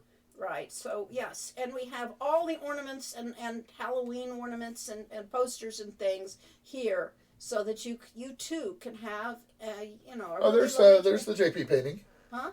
That's just the cat. Huh? Yeah, the JP okay. painting, a subset of the JP painting Yeah. done as an ornament. That is not the same one. Isn't it? No. Oh, it's one of the ones he did. Yeah, it is. Availability. Temporarily out of stock. What? Why would You it suppose be? they all are because Oh they don't my have any ornaments? God! Did they get rid of the ornaments? Well, who knows? 4-inch. What about? Nope, those, that's the those size. are the only size. So who knows? Yikes. You may or may not be able to do this if they Maybe you can't buy drop any of those these. ornaments. If they drop Yep, those ornaments, temporarily that's out of shame, stock. because those are great. They're this big. They're 4 inches across. They're huge. Yeah, that would, Okay, I'm thinking they don't do ornaments anymore. well, go to those. Mousepad. No, Mousepad cannot be shipped to some countries, but it is available. okay, well, no. So I think, back. go. You do what you want. I wanted to see if they still have this style. This is Oh. totally different. This is ceramic. Except I can get it to come up. There it goes. Temporarily out of stock. Wow. They may not be doing Interesting. the ornaments anymore. This is what happens when we don't pay any attention Yeah, to our own well, websites. we're not going to have a link to this soon, so oh well. Okay, sorry All right, about that. back to that. But there are some things in the store you Yes, can buy yes. Because if you really want merch. And see, we don't care. We're not actually in it for the money. We would love to sell things, mostly because if we sell hundreds of things in this store, then that means that there are at least dozens of people who love our work. yeah. And that's awesome. But the actual money from it, not a big deal. We're never going to get rich from this. Yeah, they do have T-shirts and stuff, so that is not out of stock. Yeah, so it looks like they've stopped doing ornaments. Maybe, Stickers. or maybe they'll come back Christmas time. That's sometimes what they Legends do. aren't born. They're taught here. Bumper stickers are still available, Okay. so you still could get something if you wanted it, assuming you wanted it. But oh well. I just bought the mouse pad. Yay! Yes, it is off season for ornaments, but many years they had it all year round, and I would make them ahead of, in the middle of summertime. I've been using a mouse pad for years. It is starting to curl up at the base for my hand, but it's really soft and It's at least comfortable. 5 years old. It's beautiful and soft Yeah. and comfortable. Yeah. I guess I need a new one. Yeah, I guess so. Christmas, Yeah. Mhm. birthday. Yeah. I may try to get something Tilly based to present to. No, Start a that puzzle. would be awesome next year. She would love that. I would, yes, and I would love to get something like that for her, and let us know. I mean, we could actually send you something if we need to, if you can't find anything interesting, yes. So at any rate, now that we're sidetracked, yet again, which doesn't matter. Anyway, so the reason this Cafe Press store exists, you'd think it's because we want to make money selling merchandise. This Cafe Press store exists because for basically cost of goods, we can get custom-made ornaments to put in our own Christmas tree. Yeah.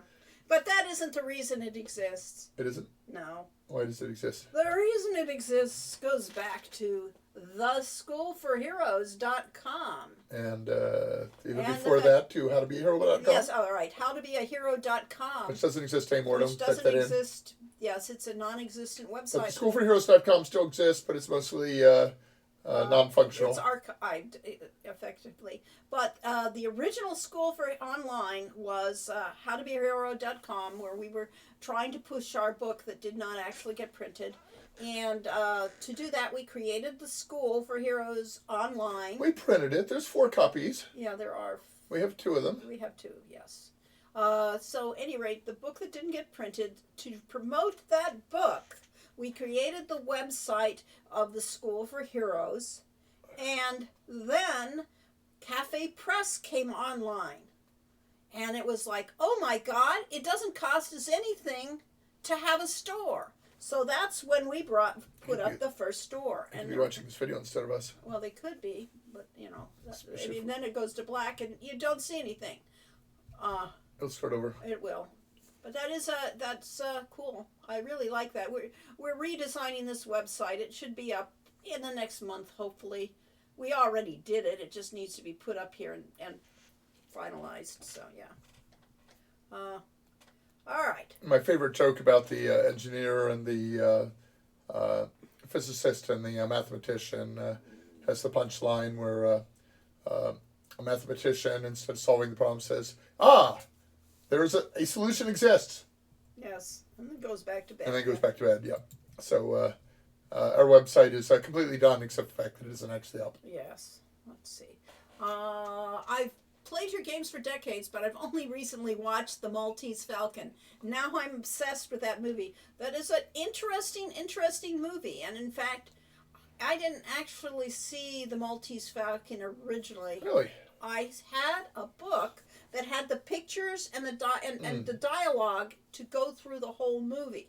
And that's how I learned about the Maltese Falcon, mostly. I had seen the movie once, but Yeah. Casablanca I've seen several times. Casablanca, we saw many Casablanca times. is amazing. But Maltese Falcon I only saw like once. And it's But I like the actually, I interesting didn't like it as well as I remembered it. Oh well. Oh well. And I love noir. Yeah, it's a style. But we did not choose that style for our game that we were creating, people. So, Build a Game Workshop. We were talking about what are they I trying don't to think do. we've gotten that far to decide No, whether no. it's noir or not. Well, yeah, we said what is the Oh, tone? it's slightly humorous Yeah, slightly humorous and and mysterious. mysterious, which could go into noir. This could be a science fiction noir, which hasn't been used. Well, the slightly humorous noir has been done, and that's that. Oh, come on, what's the? There's a 3D adventure game series, Grim Fandango, but I'm thinking of the one with the I would say that falls pretty detective in a futuristic society. Oh, is it really noir? But the one that was that whole series with the guy Tex. Yeah, Tex Avery or something. Tex Murphy. Tex Murphy. Yeah, the Tex Murphy series. They're kind of noir with but humor. Thinking of Club Tech Noir from the Terminator. Maltese Falcon is a fantastic movie and prop / yay. God, thank you, Lo-Fi. Indeed. Tex Murphy. Yes, Tex Murphy went that trail. But, yeah. Mark. And they've done several games, and that was one of the first Martian games. Memorandum and so on. Well, Martian Memorandum we know well because they were the one that beat us out the 1 year for Best Adventure Game. Oh, yeah. And what they had done that Sierra hadn't done is they had really expensive, like $70 each, promotional kits Oh, for Martian Memorandum. They sent out to every voter of the thing. So even though nobody had either played our game or Martian Memorandum, they knew that Martian Memorandum was a major title because yeah. they'd gotten these really fancy, expensive press kits. Tex Avery. Yep. Marvin the Martian Memorandum. That would be an entertaining one. That would be great. So trying to go back to what our thing is, because We're almost out of time. we're almost out of time. I got another hour. We have, but swag sent to voters, to the Oscar voters. Yes, exactly. The swag makes a difference if you have no clue or Yeah, any because interest. most of those voters have never seen the films or don't care or don't have time. Right. Yeah. So the they next do know which question we ones were are hyped. asking was, what are they trying to do? What is our main character trying to do? What is the plot of the game? What is the story? And so you have a female, or at least femme-presenting androgynous character who is in a feudal society with a mixture of science and magic and maybe a hostile environment. She is a trader. She's a merchant. And she is in a totally alien culture. Or an alien planet. Alien planet. We didn't say culture What did it necessarily. say? We said planet. Totally different size alien culture. All It right, says so fine, right here. yeah, fine. Misfit from a totally different culture Yes. on this world. Okay, fine. But the world itself. So what is this game going to be about? And I think you're going to have to type stuff into your chat. Well, they haven't been. So if they don't want to do it, we can just go through the list. I'll get them into the voice in Discord. Yeah, that would be good. Let's see. If you're not on the Discord, you should look for Transolar Games on Discord and We join should us. give them the list and things Link. like that. Yeah, give them the link. But all right. So that was the next question we were asking. What do you want the story to be? Where is it going? What is the point of this all? And then I'd have to plug in my mic to do that. Yeah, well, that's okay. We'll keep it verbal. If you don't, Our son's name is Mike. We named him Michael, but his friends called him Mike. Yep. So then after you figure out what your plot of the story is, and part of that is who is the antagonist? Who is working against the character? Or my cousin is also a Michael, yeah. So any rate. Oh, yeah, the important thing, what makes a story is conflict. Mm-hmm. And that conflict can come in several forms. It can be, in the old role-playing games, or for that matter, in side-scrolling arcade games, your conflict is physical against enemies. Yes. but there's also internal conflict of, trying to decide who you are and what you want to be. There can be Yeah, that's true. there can be emotional conflict. There can be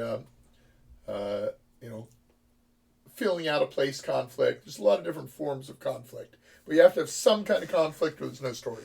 Right. And so when you're writing a book or when you're in writing school and things like that, this is taking me to high school English class. Yes, exactly. The high school says, who is your antagonist? Man versus man versus monster, man versus environment, or man versus self. These are the things that they said stories were about. And it's a good starting point for creating your plot. Do you have a villain? Is it just, like Quest for Glory 1 that didn't really have a main villain? You were just wandering and dealing with things Well, initially your villains were the monsters you ran into. right, but they weren't really villains. They were just man versus monster story thing. And then eventually you're, taking an opportunity that you're going to become a hero and make money doing it. And so maybe you think your villain is Poverty. Baba Yaga, or the villain. Or your the villain is brigand poverty. leader. Yeah, really, the brigand leader.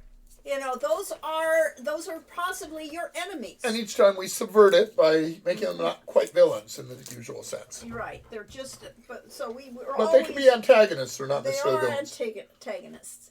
Then we get to game 4 when there is a villain. There are 2 villains, and they aren't just villains. They're personal villains. They're nemesis. They are people that are actively working against you as a character, and that's a very different thing from having a villain in a game versus having a nemesis, and that changes the whole complexity of the game once again. Yeah. Phantom Beaver asks, Okay. Speaking of villains, how did you come up with the name Avuzel? Or was your main goal to do something old god-esque? It was always to do something old god-esque. but we like the sound of the name that we had actually read in a book by Anton Sander LaVey. He wrote the Satanic Bible, but he had another book called the Satanic Rituals, and he had a ritual to the spider god Avuzel. Yes, so that was the name of the spider god, but it was just such a cool word, But And he just talked about it every time you squish a spider, you could be attracting the ire of Avuzel. Avuzel. So therefore, we made our. It was just too good, so we borrowed it. Yes, words are important, and sounds of words are important. There's what makes things humorous, and they make things creepy and things. My husband and middle son are Michaels. Cannot call my middle son by anything A house other bond would be a band of people in the house. yes, well, that works. House bond. I cannot call my middle son by anything other than Michael. No Mike, no Mikey, nothing. Haha. We named our son Michael Damian Alexander Cole, so he could be a Mike, a Michael. He could be a Alexis. He could be an Alex. He could be an Al. He could be a Damien. He could have his choice. He called me Al. And he could choose anything he wanted to be. And he wound up with Mike. Oh, well. He was Alexian. He was Alexian online. So yeah. But he wound up being a Mike. But I don't think he's used the name Damien very much. No, I don't think so either. Belzar said, Nemesis is personal. Yes, you change the complexity of a story by having a nemesis as opposed to a villain. I think Inspector Javert in Les Mis Les Miserables. is a good example of a nemesis who is not a villain. But in a sense, he is a villain because, he is. Well, he believes he is doing things because it is good. right. It Yes. is right and good. Right. Brainiac says, Vuzel, yes. Haha, you guys Avuzel. are hilarious. Okay, good. I'm glad we're entertaining. Vuzel isn't as out of place as a troll name in WoW either. No, it isn't. But, my troll names are, coming from, Mojo Joey and, My troll is Zaruba. And Zarabia. Yes, things like that, yes. The combination of Eldritch Horror and classic Transylvanian was a novel idea. It's not totally, or there are other things that kind of did that, but but it was and where we wanted to go. If we were going to do horror, we wanted horror, but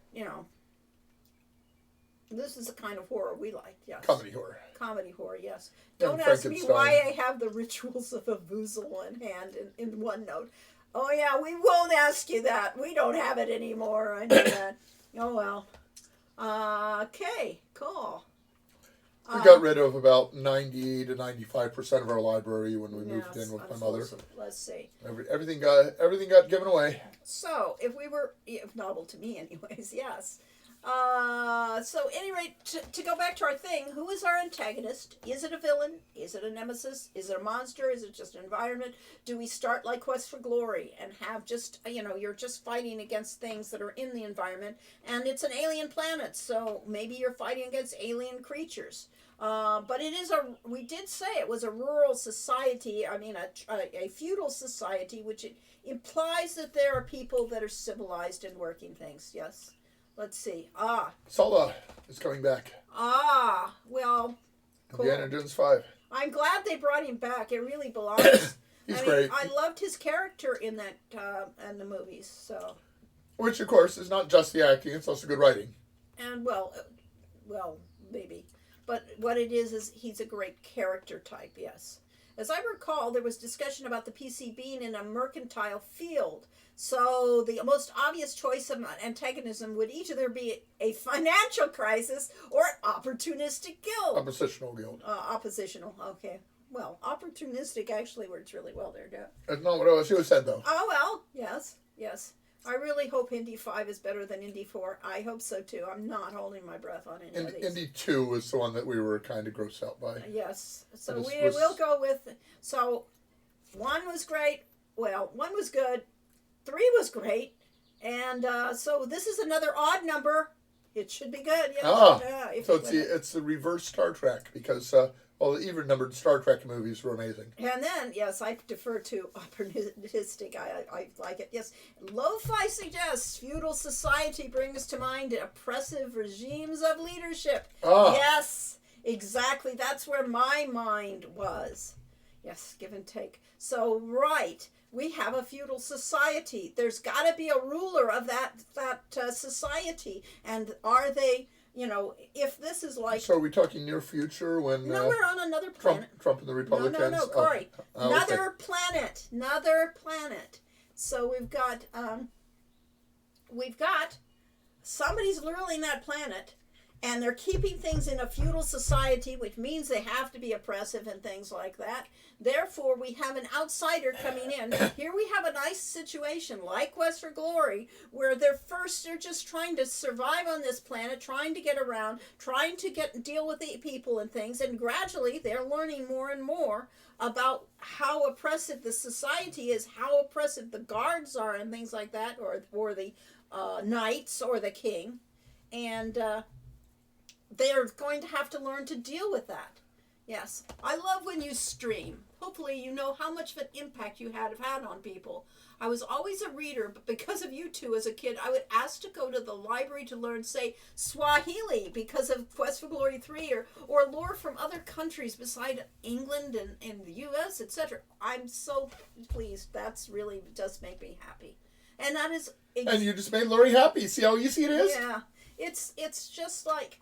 one of the things, I started out trying to be a teacher, and I succeeded to be a teacher, but that was a goal when I was in elementary school, because I thought it was a lofty goal. I thought it was a good thing, to share knowledge, to help people grow and become something more. Yeah, I was a teacher too. Yeah. I taught a class in... it was called Computing Without Tears. Oh, very good. At the UCSB College of Creative Studies, and I taught people that had no connection with computers how to do things with computers without being afraid of them.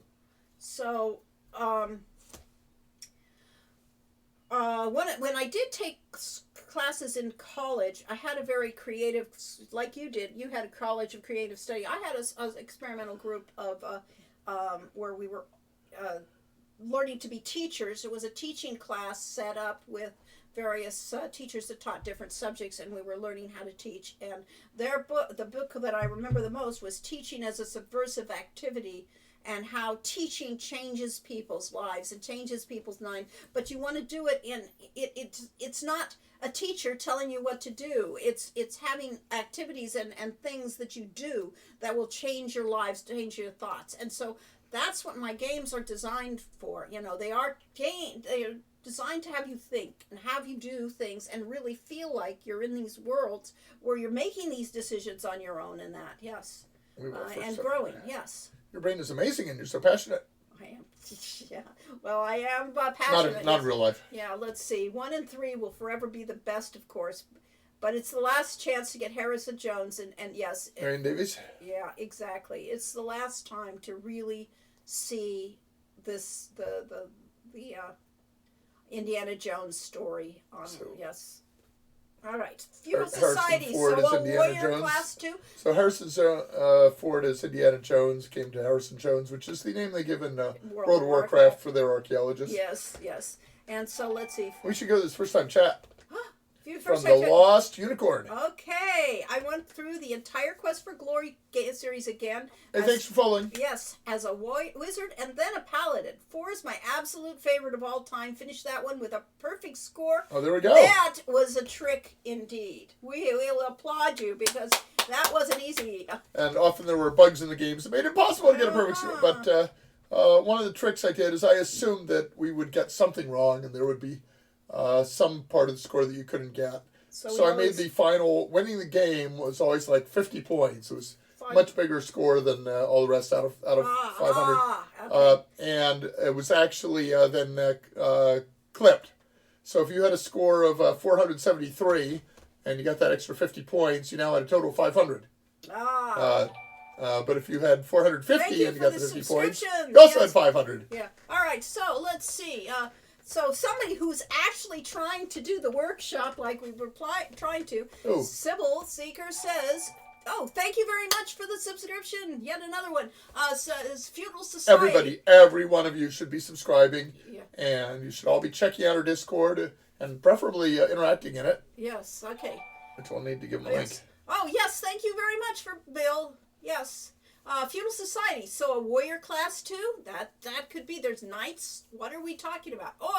And Lo-Fi says, is there a benevolent king? That can also affect things. He could be a benevolent king, but society is just geared around, feudal society. Wait, well, we're still trying to get through the top of this. We get through all that. The even, odd. Yeah, we went odd, through that. even, well, no. Oh. Holds for Star Trek only holds if you insert Galaxy Quest between Insurrection and Nemesis. But I say I can't count that high. Oh, well, all right. Thank you very much, Arcade.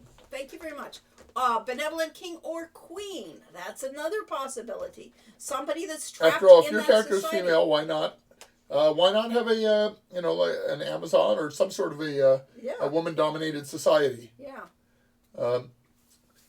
The advantage of being a female character in a male-dominated society is that people immediately tend to underestimate you and negate your importance, and so you have to really work to be a hero. Right. So therefore, you have an automatic conflict in your game. It's a good. We're talking about conflicts. Good. You have a built-in conflict.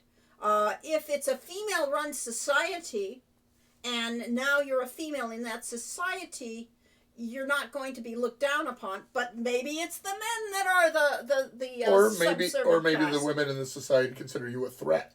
There's possibility. There are This other things. outsider coming in. Yeah. So there are all of these things are the way you can go with this. Let's see. The hand that rocks the cradle is the hand that rules the world. Especially nowadays, it seems increasingly teachers have a large hand in rocking the cradle. And women. Well, we'll have to see. I mean, it sounds like there's a lot of people that are terrible teachers too. So And it's very hard to be a teacher right now because in a lot of places you're being told what you can only teach and what you and there's also a lot of, as you said, a lot of terrible teachers too. Yeah, there are, really. I mean, I was very sad that, after I was really proud to be a teacher and all that, I heard how many people who hated school. I was like, oh, that's so sad. It should not be, but that's a whole nother You lecture. had a couple terrible teachers. I did have terrible teachers, and I You really had a hated. creative lighting teacher that Yeah. was I had not dumb supported. teachers. I had dumb teachers, and that bugged the hell. Oh, I and had that's one in dumb teacher. College were the worst, really. Really? Yeah, because those were where the dumb teachers came out of. Yes. No, my college professors were brilliant. You went to ASU. Yeah. I took Roman and Greek mythology in high school because of you two. Wow, you got those offered to you? Cool. Sybil Seeker says Quest for Glory 1 taught me how to type, yes, and read and spell, yes. It does teach you how to spell, and that's just, that is truly subversive learning, because you didn't care. You weren't there to learn how to spell. You had to spell to learn to play the game. We yes. both took typing classes in high school, and you were heavily graded on how few errors you made. And How fast you could write. nowadays we've managed to unlearn all that, and we make errors constantly and do a lot of backspacing and correcting because we can do that on a computer. Yeah. And we encourage Sybil's love of fairy tales and fantasy. You two are definitely teachers. Great. And Belsar says, like great literature, great games should make you think and open your minds. Exactly. That's really what it's all about. In Castle Dr. Brain, one of my ciphers could be solved as minds are like parachutes. They only function when open. Yeah. Let's see. Looking forward to the most important character in the Indiana Jones series, the Quest for Glory narrator. Yes. Uh-huh. All right. Generally a belief is that Quest for Glory... Now look, we've done it. Okay. What was our inspiration for Transylvania / Romania, Moldavia? That was there influence from Ukraine, Russia, etc. No. Yes, there was. Lots of it was based on Slavic mythology, which is right there in Ukraine. That's where it was coming from. But mostly it was from watching bad horror movies, some good ones. Yes, but the mythology of the Rusalka and Baba Yaga and all of those were coming out of the Slavic mythologies. And But not from current affairs. and how much did Ravenloft influence Mordavia? A little bit. It did. It did. Because we did the wonderful, we had a Thanksgiving. Oh, Halloween. No, it was Thanksgiving because we had the turkey and everything. It was Thanksgiving, wasn't it? All right, It was, Halloween. It was overnight. It was All right, it was a marathon overnight. session, ran until like 5 in the morning. We had a marathon Ravenloft game at our house one time. And, Lori dressed up as a gypsy fortune teller. and we had the fortune. We told the fortune to determine how the game was going to play, and that was a very interesting. So the best Ravenloft one, the first scenario, really did have a lot of cool things that gave it the tone for Moldavia in a lot of ways. Yes, and then we have another first time chatter here. Sundak. Sundaku. Sandaku or Sundak. Hi, Lori and Corey. I'm Shiraz Shirazi from Facebook. Good. I would just like to thank you for making my childhood.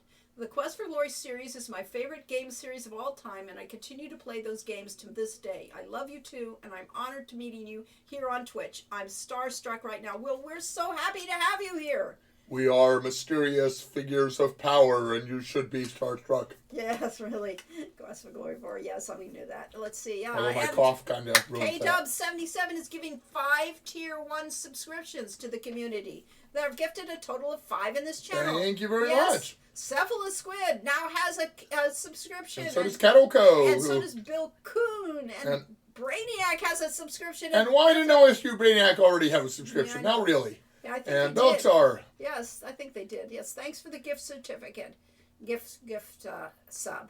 And actually, that's the second one I've gotten today. Wow, somebody's really generous. Wonderful. I keep getting gift subscriptions to a World of Warcraft streamer. Yeah. And let's see. 4. I think people think I'm poor. No. For Quest for Glory 4, on a larger scale, the focus is the Slavic mythology by Baba Yaga, but also Romani Gypsies themes, as well as Brad Stoker's Dracula, and of course Lovecraft. You're right. We just threw the kitchen book. Pulled from all of them. Kitchen book. Anything that was sort of vaguely related Yes. to Yes, all of the Vampires classic and horror. wars. We did not try to get it too much of a, a salad, mixed salad. So we didn't bring in mummies or the mummy movies, but we did bring in werewolves, kind of, sort of, not true werewolves. But we wanted to make you think that we brought in werewolves. We wanted you to get the tropes. There were wolves in Dracula that were not actually werewolves. Yes, so wolves were always a part of the whole thing. Let's see.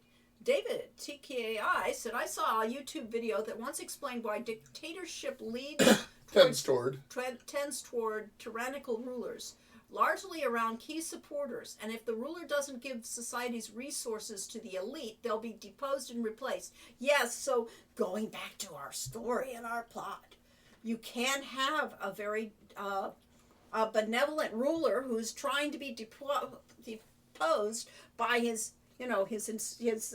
chief advisor, Oh, that's a cliche. That's the cliche we played, though. That was Adavis. We played that out because, yes, he was... the advisor to the emperor. No, Emir. But the Emir was not... Well, he was benevolent, but he was also ineffective. And he wasn't a good leader. So there will always He was sort of like me, wishy-washy. Right, somebody to try to fill the void of that. I'm paraphrasing and oversimplifying, of course. Yes. That's okay. So, that's what games do. Games oversimplify because you got to make it, fit in the game. So he continues, having a good ruler could very well have them nonetheless constrained by the balancing act between good and keeping power. That is, yes, and there we have a nice dynamic there. We have an unfair society and the ruler of it doesn't like what's going on, but has no power really to change the society. But you think, in this case, you think that's the ruler, that's got to be the one responsible. So you're going to try and take out the ruler or whatever as a story element. There's a lot of ways you can fit in. So basically, you want to see what the puzzles are for the player. Is see when you're coming to this, you're discovering, you're learning about. What's going on? Where do you fit? What things really need to be done that you can do? And that could be overthrowing the ruler. It could turn out that you find out. Yes, that you find out what's just really how going powerless, on. who is the real power in behind the throne. And then you end up becoming the person who keeps the ruler in thing. You never know. Yes, because like that's Gandalf comes in to bring Theoden back to power. Because Theoden has been weak and ineffective, but it's not his fault. Yeah. He's been poisoned. So, yes, we can actually play off that ruler versus, good ruler versus bad ruler versus an unfair society versus a person who is actively making and that if we're society. doing like we did 2 weeks ago, we'd do a poll on that. But we're too busy keeping up with the chat. Right. I'm homeschooled for the same reasons I was left behind, and even though I tested out into advanced placement, not everyone remembers why they became teachers in the first place. Yes, exactly. Maybe because kids can be like learning from their parents, and that is some kind of a hat, I think. Yes, it's a hat. It's a dunce hat, clearly. Dunce hats. Yes, there are. Yes, kids can be dunce hats, and teachers can be dunce hats. The reason for becoming a teacher is a summer vacation where you don't have to work. That was high on my motivation list. Let's say that. Yes. The issue with homeschooling is that not all parents are suited to be teachers. That's the downside because yes. Let's see.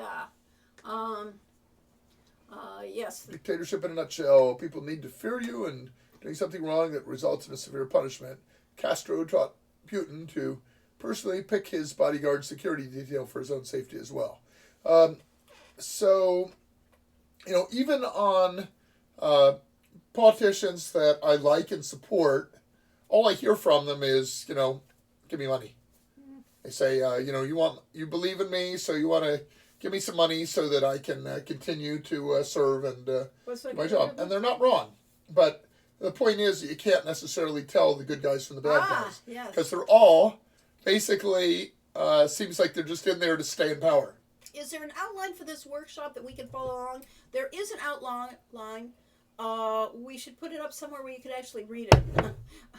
there's none that you can read, but we can actually put it somewhere. We could that put it up on our. Oh, we'll put Discord. it on Discord. Yes, so we'll put it up on Discord. Yes. Lord Soth is the only thing I know from Ravenloft because he's in Dragonlance. Okay. Well, we did read the first Dragonlance book. Yes. Before we played Ravenloft. And initially, they weren't necessarily related, other than the fact that Tracy Hickman co-wrote both. Yes. Quest for Glory 2 was the absolutist best. Okay, cool. I think we caught up finally. Yeah. We did. I'll find you guys on Discord too. Yes. Okay, so Discord. We'll send you a Discord link. Yes. We go. Let's get the I link think going. I've got Discord right here, and right here, and I can say Transsolar Games. Invite people.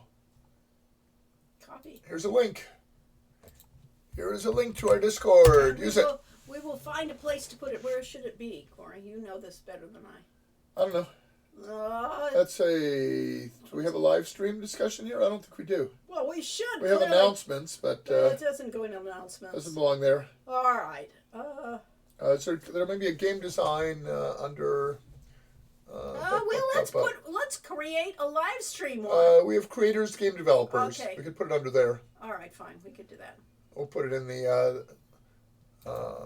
So we'll put the outline in hashtag, which I still consider to be a what number is it? sign, game-developers. Right. There. Okay. And then you can follow. You two can follow along, and we could do that right away. And that hyphen is a hyphen. It is not actually just a line break. All right, Corey will figure out how to do that afterwards, right? Yeah. Okay. And we might need to put more notes than we have currently in there. Could be. Let's see. Oh, I see why I can't get to it. Because that's in front of it. All right. Aha. And in fact, we can ask people to post to the Discord and post your suggestions for how the game should go. Yes, that's true. We could get this going on Facebook. Discord. Discord. You too can contribute to this as you think about Yeah, because this. online is hard. I mean, during a stream, we're putting you on the spot. We're talking. You don't want to miss what we're saying, even though it's really actually trivial. And you're obviously doing other things too. So and you're all shy and yeah. So yeah, contribute on Discord. We'll continue. delicate this flowers. Yes. Let's see. So after we determine just who is the antagonist, what is our player trying to do, what is the plot?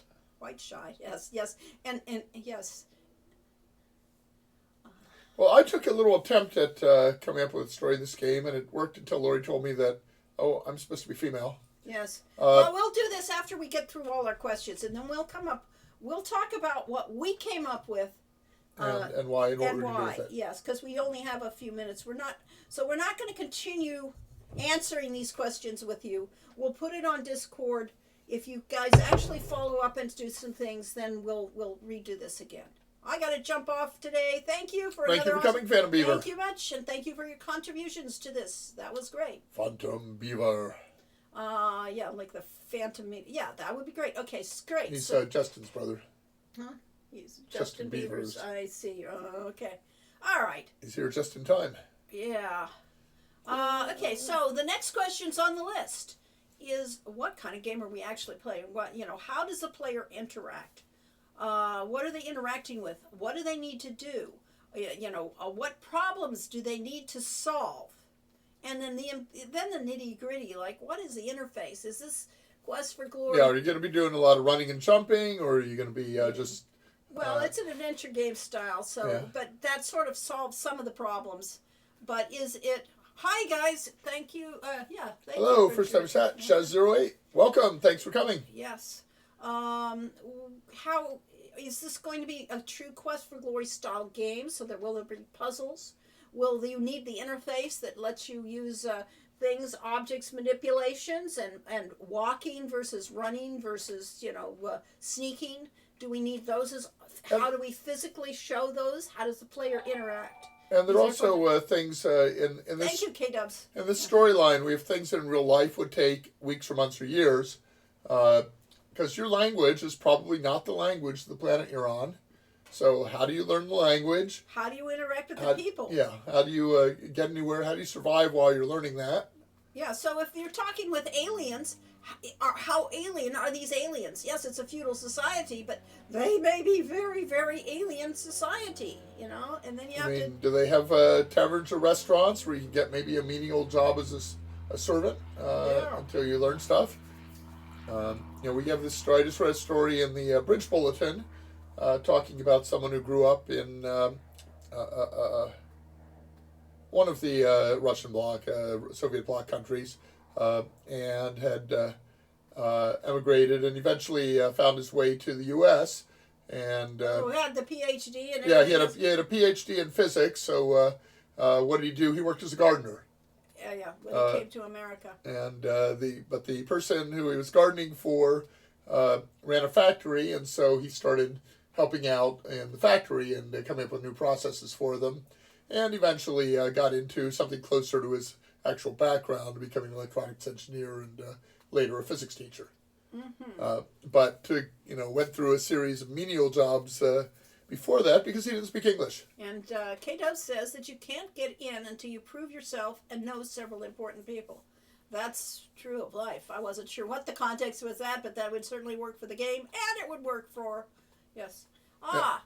Thanks for the gifted sub to Shaz. He's my younger brother. Awesome. That's Nice. really fun. Yes. Learning the alien language would be paramount as well. Yes. And how do you show the alien language? How does the player see this alien language? And how difficult is it to learn that port? There's a puzzle game that I supported on Kickstarter that basically everything's in symbols. And you've got to basically interpret the symbols. And, Lo-Fi, you're Murdochtopus. Okay, good. Glad we hate losing Lo-Fi people. Workshop. Yes. Well, glad you're still here, Murdoch. Yes, exactly, yes. And yes, there's another sub. Thank you so much for the sub. Thank you all, yes. So And- now you and your brother both have subs. Yay. Yay. Thank you, K-Dobbs. Very generous. Yes, indeed. So let's try to get through the questions that we're going to have up there. Oh, but I was going to say something about, All right, besides learning language, if we're yeah. talking about this feudal society and Yeah. that you're somehow trying to do something with or to the leader, how do you even get into that? So Gulliver's Travels, Jonathan Swift had the concept of the one society had flappers because the really important people just wouldn't talk to just anybody. So they had people whose sole job was to flap their ears and notify them that there was someone worth listening to. And the really important people had 3 or 4 layers of flappers, so the flappers had flappers.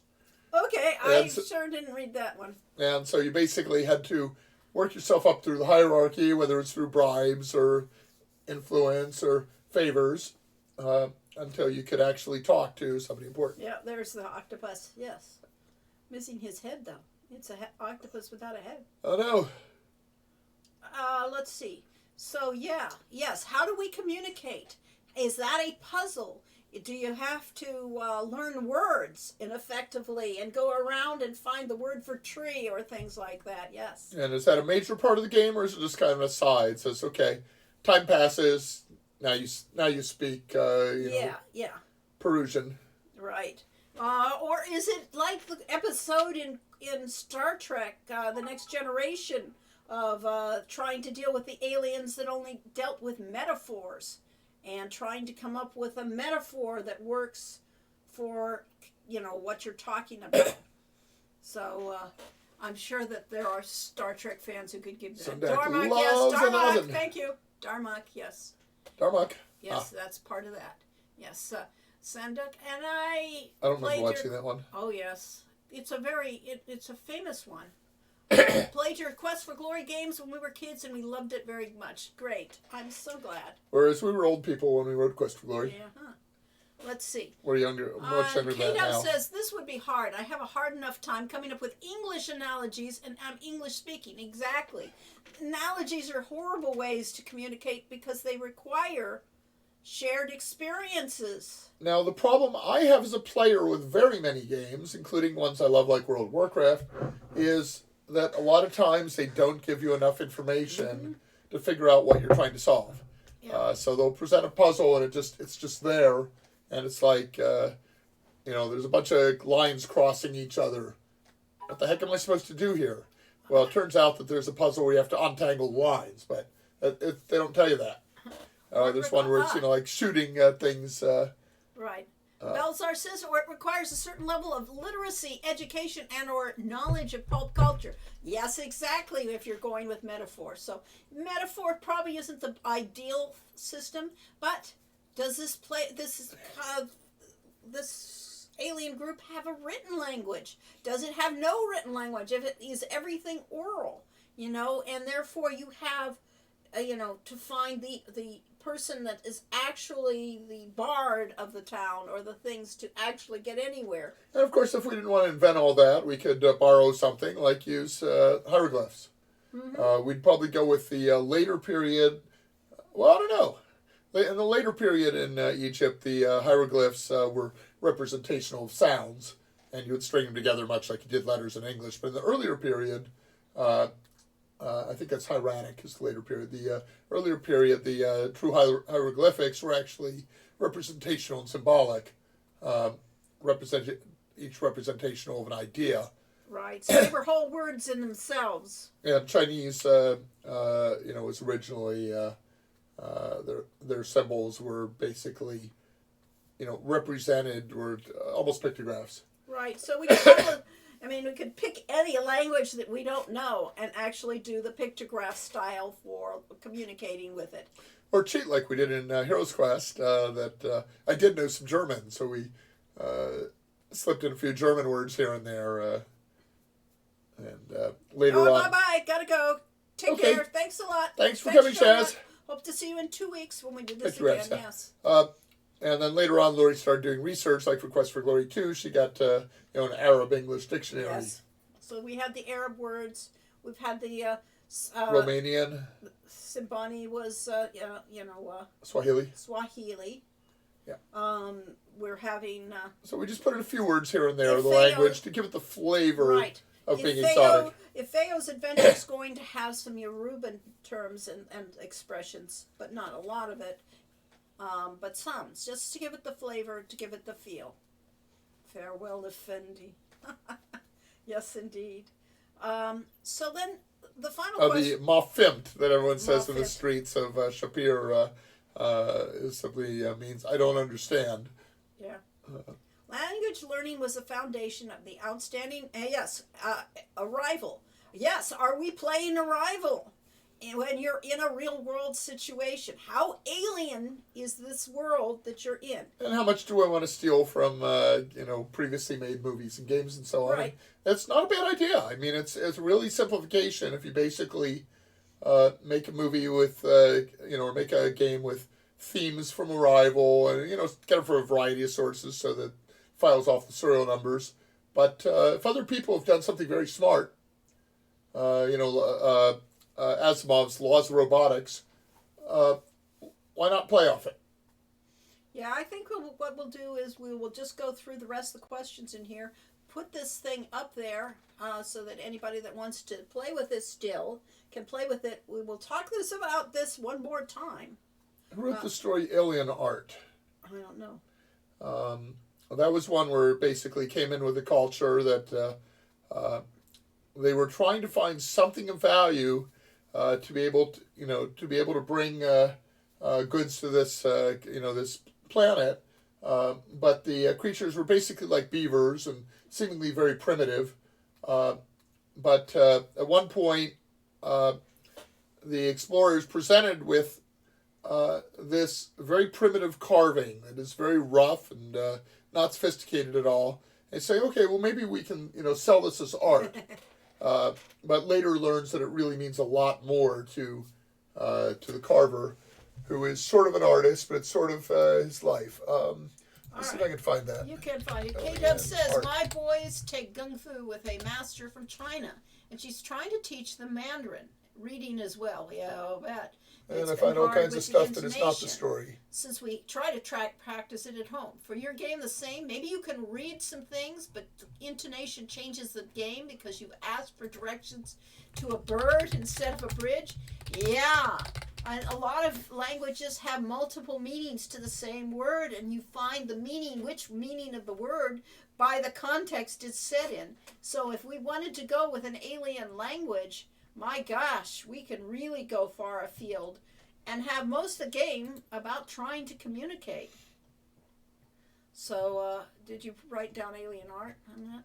No. What about? Am I supposed to Oh, put I it in see. your No, thing? no, no. I was trying. I did alien art, SF story, Yeah. classic SF story, and I have a lot of things that I don't think are it. No, I don't I think it may have been by the author that I used to like that had the title Blade Runner. Oh, you think it's by him? Yeah, Oh, you did have a thing of short stories. yeah. by I him. was the book of short stories by Yeah. by him, and there's also I also have a book of short stories by Andre Norton. Several possibilities. Anyway, somebody should research this, find out a short story named Alien Art and who wrote it. He didn't find it, so don't bother to take too much on it, since Yep. you have no clue what he's talking about. Yeah. Okay. But it was an interesting story about culture clash and Yes. where And does it? And the, we have assumptions that people make art because they're trying to sell it or whatever, and that may not at all be the reasons why they're making it. That's never been a reason why artists make art. All right, why do artists make art? Because have they to. are artists. Yes. Yes. H.R. Geiger. Oh my God! Now you've changed the entire complexity. Well, that's what I ended up Yeah. finding a bunch of links to H.R. Geiger, Yeah, and uh-huh. no, that was not at all it. Yeah. Yes. If you want to talk truly alien-looking places. So that because used 50 bits to Wow. Corgo one. Mm-hmm. Corgis, we like corgis. Yes, that would be a fascinating challenge, creating a narrative game where communication is near impossible, at least initially.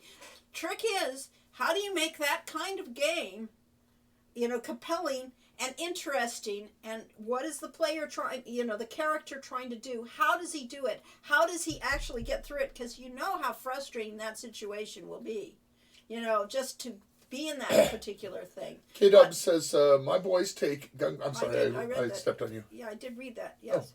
Yes. I read the whole thing. You were too busy thinking about alien art. Yeah. Yes. There was an attempt at that in the previous World of Warcraft expansion, Yes. where they've got a bunch of robots and constructs and so on, and they have a symbolic language that when you find tablets in the language, it's just all symbols and completely illegible. Yeah, but as you find more and more tablets, the more language. Or you get knowledge points. Yeah. They start changing some of those symbols into words you can read. And the whole. And it doesn't really work. It doesn't work because No. there was no point to it. Eventually, it translates everything to English, and then there And you was got no challenge because honestly, the information you were getting from that was not useful. It was background story. It was, and Yeah. it had no relevance to the game. So if But- you needed to solve that to do something, that would be interesting. Yes. The puzzles would have to be compelling enough to keep people involved with the rewards that further their progression in the game. Yes, the player has to be able to progress. And you have to care. And even as he's stuck trying to figure out that stupid language. Yes. Yeah, involved, yes. So that's the trick, is to try and find a balance between making a puzzle that is intrinsic to the game, and you have to be able to solve that puzzle, for instance, language. You have to be able to communicate to play the game, but what happens initially? What can you do when you can't communicate? How do you get past that? How do you progress in a way that you're not hitting your head against the puzzle? Yes. David TKO wants to point out as an example where this can work, the Caveman film with Ringo Starr. They all speak in caveman talk, and it's not translated for you at all, but you eventually pick up what they're saying in context. Oh, that's kind of cool. Yeah. So I was saying my complaint about games is a lot of times they just throw this at you. You got a bunch of symbols in there. Right. It's like, what am I supposed to do with it? There's a puzzle site that I did a little bit of stuff on, and it was just like giving you a bunch of letters and not giving any real clue what you're supposed to do with them. And you kind of had to read the hints to find out, and I hate having to read hints. So I want them to tell me, here's what you're trying to solve at least. There we go. Let's see. Character investment, yes. Are you going to keep having these sessions where we give some input. Yes, I think we will. I mean, I wasn't planning on it, but we As far as we're concerned, we'd rather we'd rather answer your questions than come up with stuff. Yes, right. So yes, you didn't do our homework from last weekend. Sorry, but I'm putting Wizard's Way Hope aside enough to get on this board. I see.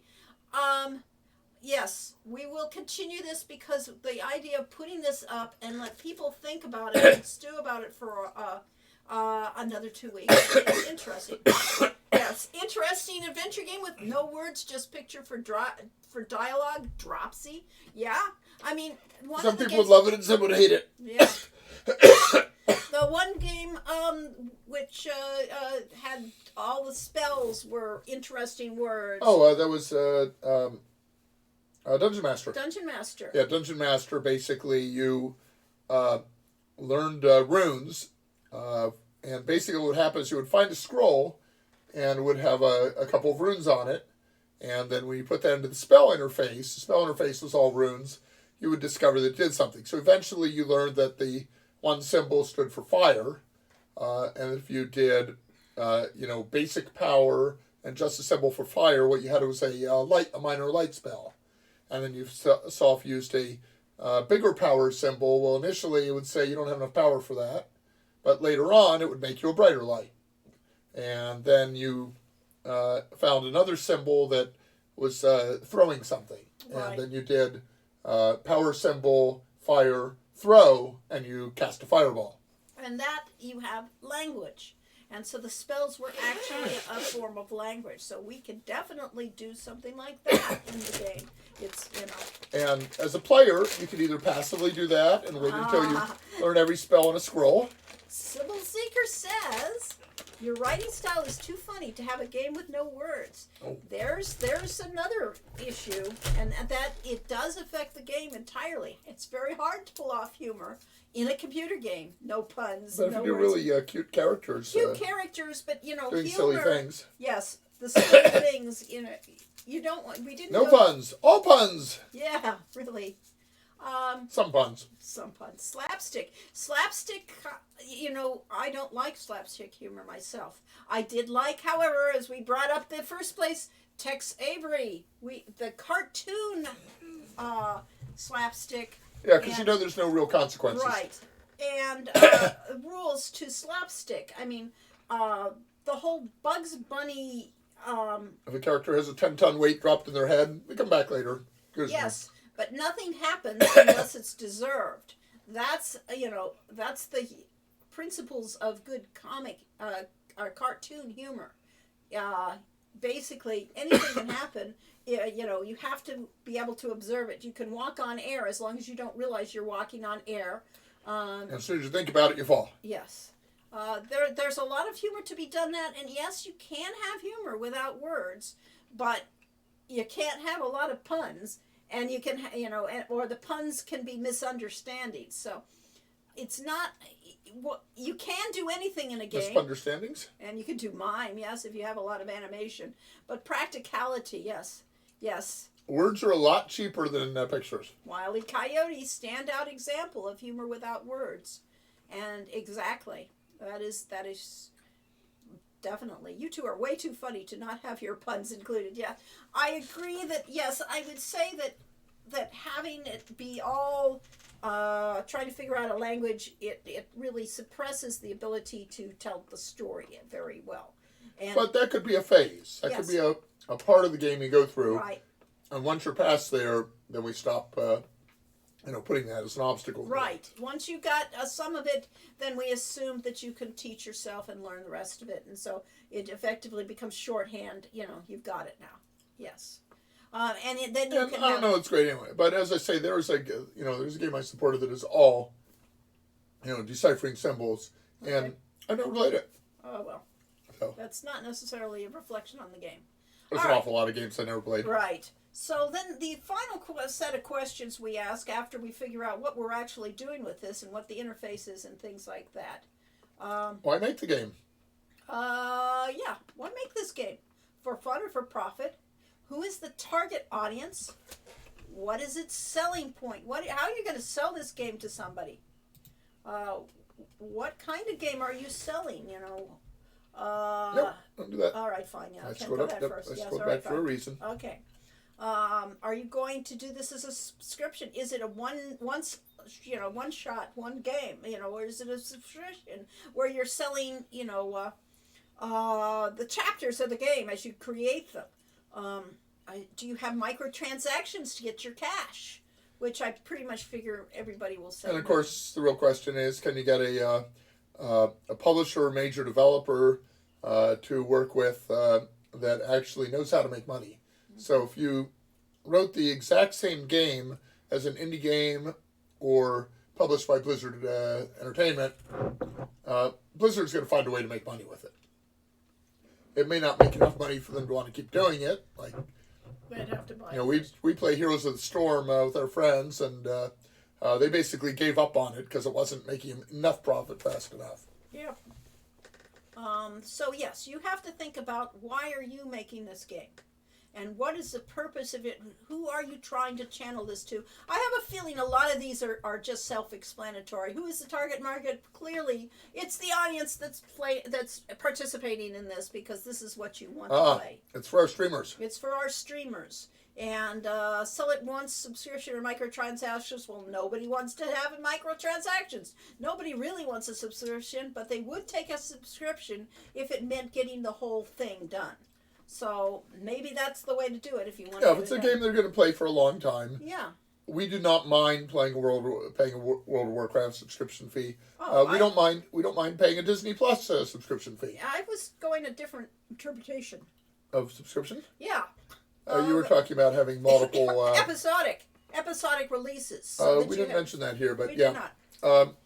James Henson and Robert Holmes came up with the idea of doing episodic releases for their Mobius Studios, and they discovered that you know what? It's really hard to make even one game, and making episodes of a game to come out every 3 months just was impossible. Yeah.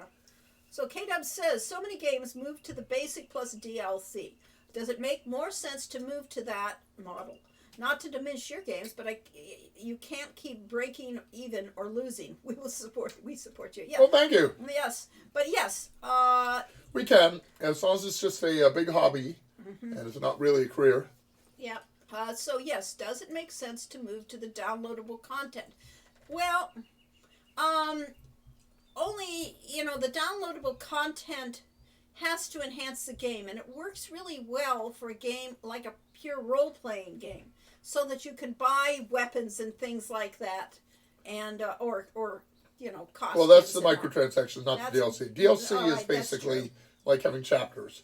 Right, yeah. Oh, So yes. one of the early things they did with shareware is they had the idea of giving away the first chapter of a game for free, and you could buy the additional chapters of the game. And I think Duke Nukem started out that way, and we seriously talked about having downloadable content for Quest for Glory 5, of having mini scenarios many adventures, yeah. that you could download afterwards. So you would go out and fight pirates on a ship, and we'd have something like Sid Meier's Pirates. And we'd have, and basically using the art from Quest for Glory 5, so it wasn't brand new game. That's a possibility for how to do a game. Did we do it? No, for many other reasons, but it's always that's a possibility on this one. Yes, creators are always Their own. their own target audiences. Yes, they just hope it finds more. Yeah, exactly. That's Yes. absolutely we were with Right. with Quest for Glory. Is that we made a game that we thought we would like to play. Yes. So yes, we don't actually have to ask who is the target audience, but depending upon who you're trying to sell this game to. If you're trying to sell it to a major publisher, how do you define that target market? How do you define people that are and not define it such that it is too small for them to want to make the game? So when you define the target audience, yes, you mean yourself, and you mean the 30 people here, but they probably won't want to make a game that only sells to 30 people. So you have to define that But target the idea audience. is that if we're here, then there are probably other people like Well, us. yes, but your job is to make it sound like that's a huge audience that all of them are clamoring to get into. Yes. But to argue with Hero U, can we buy Stiletto or the cloak earlier for the dungeon crawling?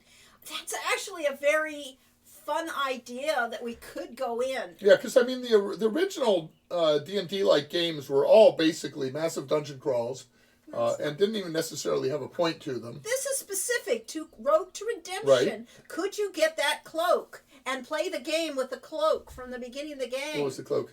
The cloak made you invisible, practically invisible, and things like that, and it helped. You know, it looked really cool. The cloaker. So, yeah, so that would be an interesting thing. I have a save game just to kill beasties in the dungeon crawl. Yeah, so yeah, that would be interesting. Yeah, if you enjoy the combat system, then that can be compelling play. But And the it idea becomes an that we could, activity. he said, Yeah. can you sell it as a downloadable content? Oh, I see. So that. Oh, buy. I see. I thought you meant buy it within the game. I I see. Sell it. Yeah. Sell it as DLC. The usual rule on microtransactions is that you should never have anything that is game breaking or lets people Yeah, but get once an they've actual played the advantage of the game, But if it's a solitaire game like Yeah. ours, and they've already played the game, because clearly, I mean, you could sell it now, but you couldn't sell it then. But it wouldn't have hurt anybody. Yeah. I mean, if there were enough of it and we thought about it in the first place, we could certainly do that, because it breaks the game. But Whereas who I would- cares? I would it's think- your game. I would think selling new dungeon levels would be Yeah, more well, compelling. yes, but that's too much work. Although the But catacombs the are... fact it's in the huge. game already, Yeah, so and we all you're certainly doing could. is selling, access to something that you wouldn't That get. you wouldn't get till later. And it's fun to have in the game. So I think that's an interesting concept, yes. What? I love Dragonfire so much. That would have been cool. Oh, yeah. Well, I'm glad you love Dragonfire. I did an awful lot to make that the best possible game I could at the time, yeah. Basically, you want to find a way I to... knew you were a she, K-Dubs. Yeah, huh? Lori called you a he. Huh? You Sybil? said he said. K-Dubs. K-Dubs is a woman. Oh, okay, sorry. I was just reading Sybil Seeker. Sybil What? Seeker's undoubtedly a woman, too. Maybe. Just because you're seeking the Sybil... Oh, okay. If you're seeking Sybil, then maybe you're You're not. not a Sybil. You're not necessarily the Sybil. But you Anyway, speak sibilantly. yes, you gotta speak that way. All Hero right. U has my favorite combat system of all your games. I'd love a Oh. small expansion pack for it.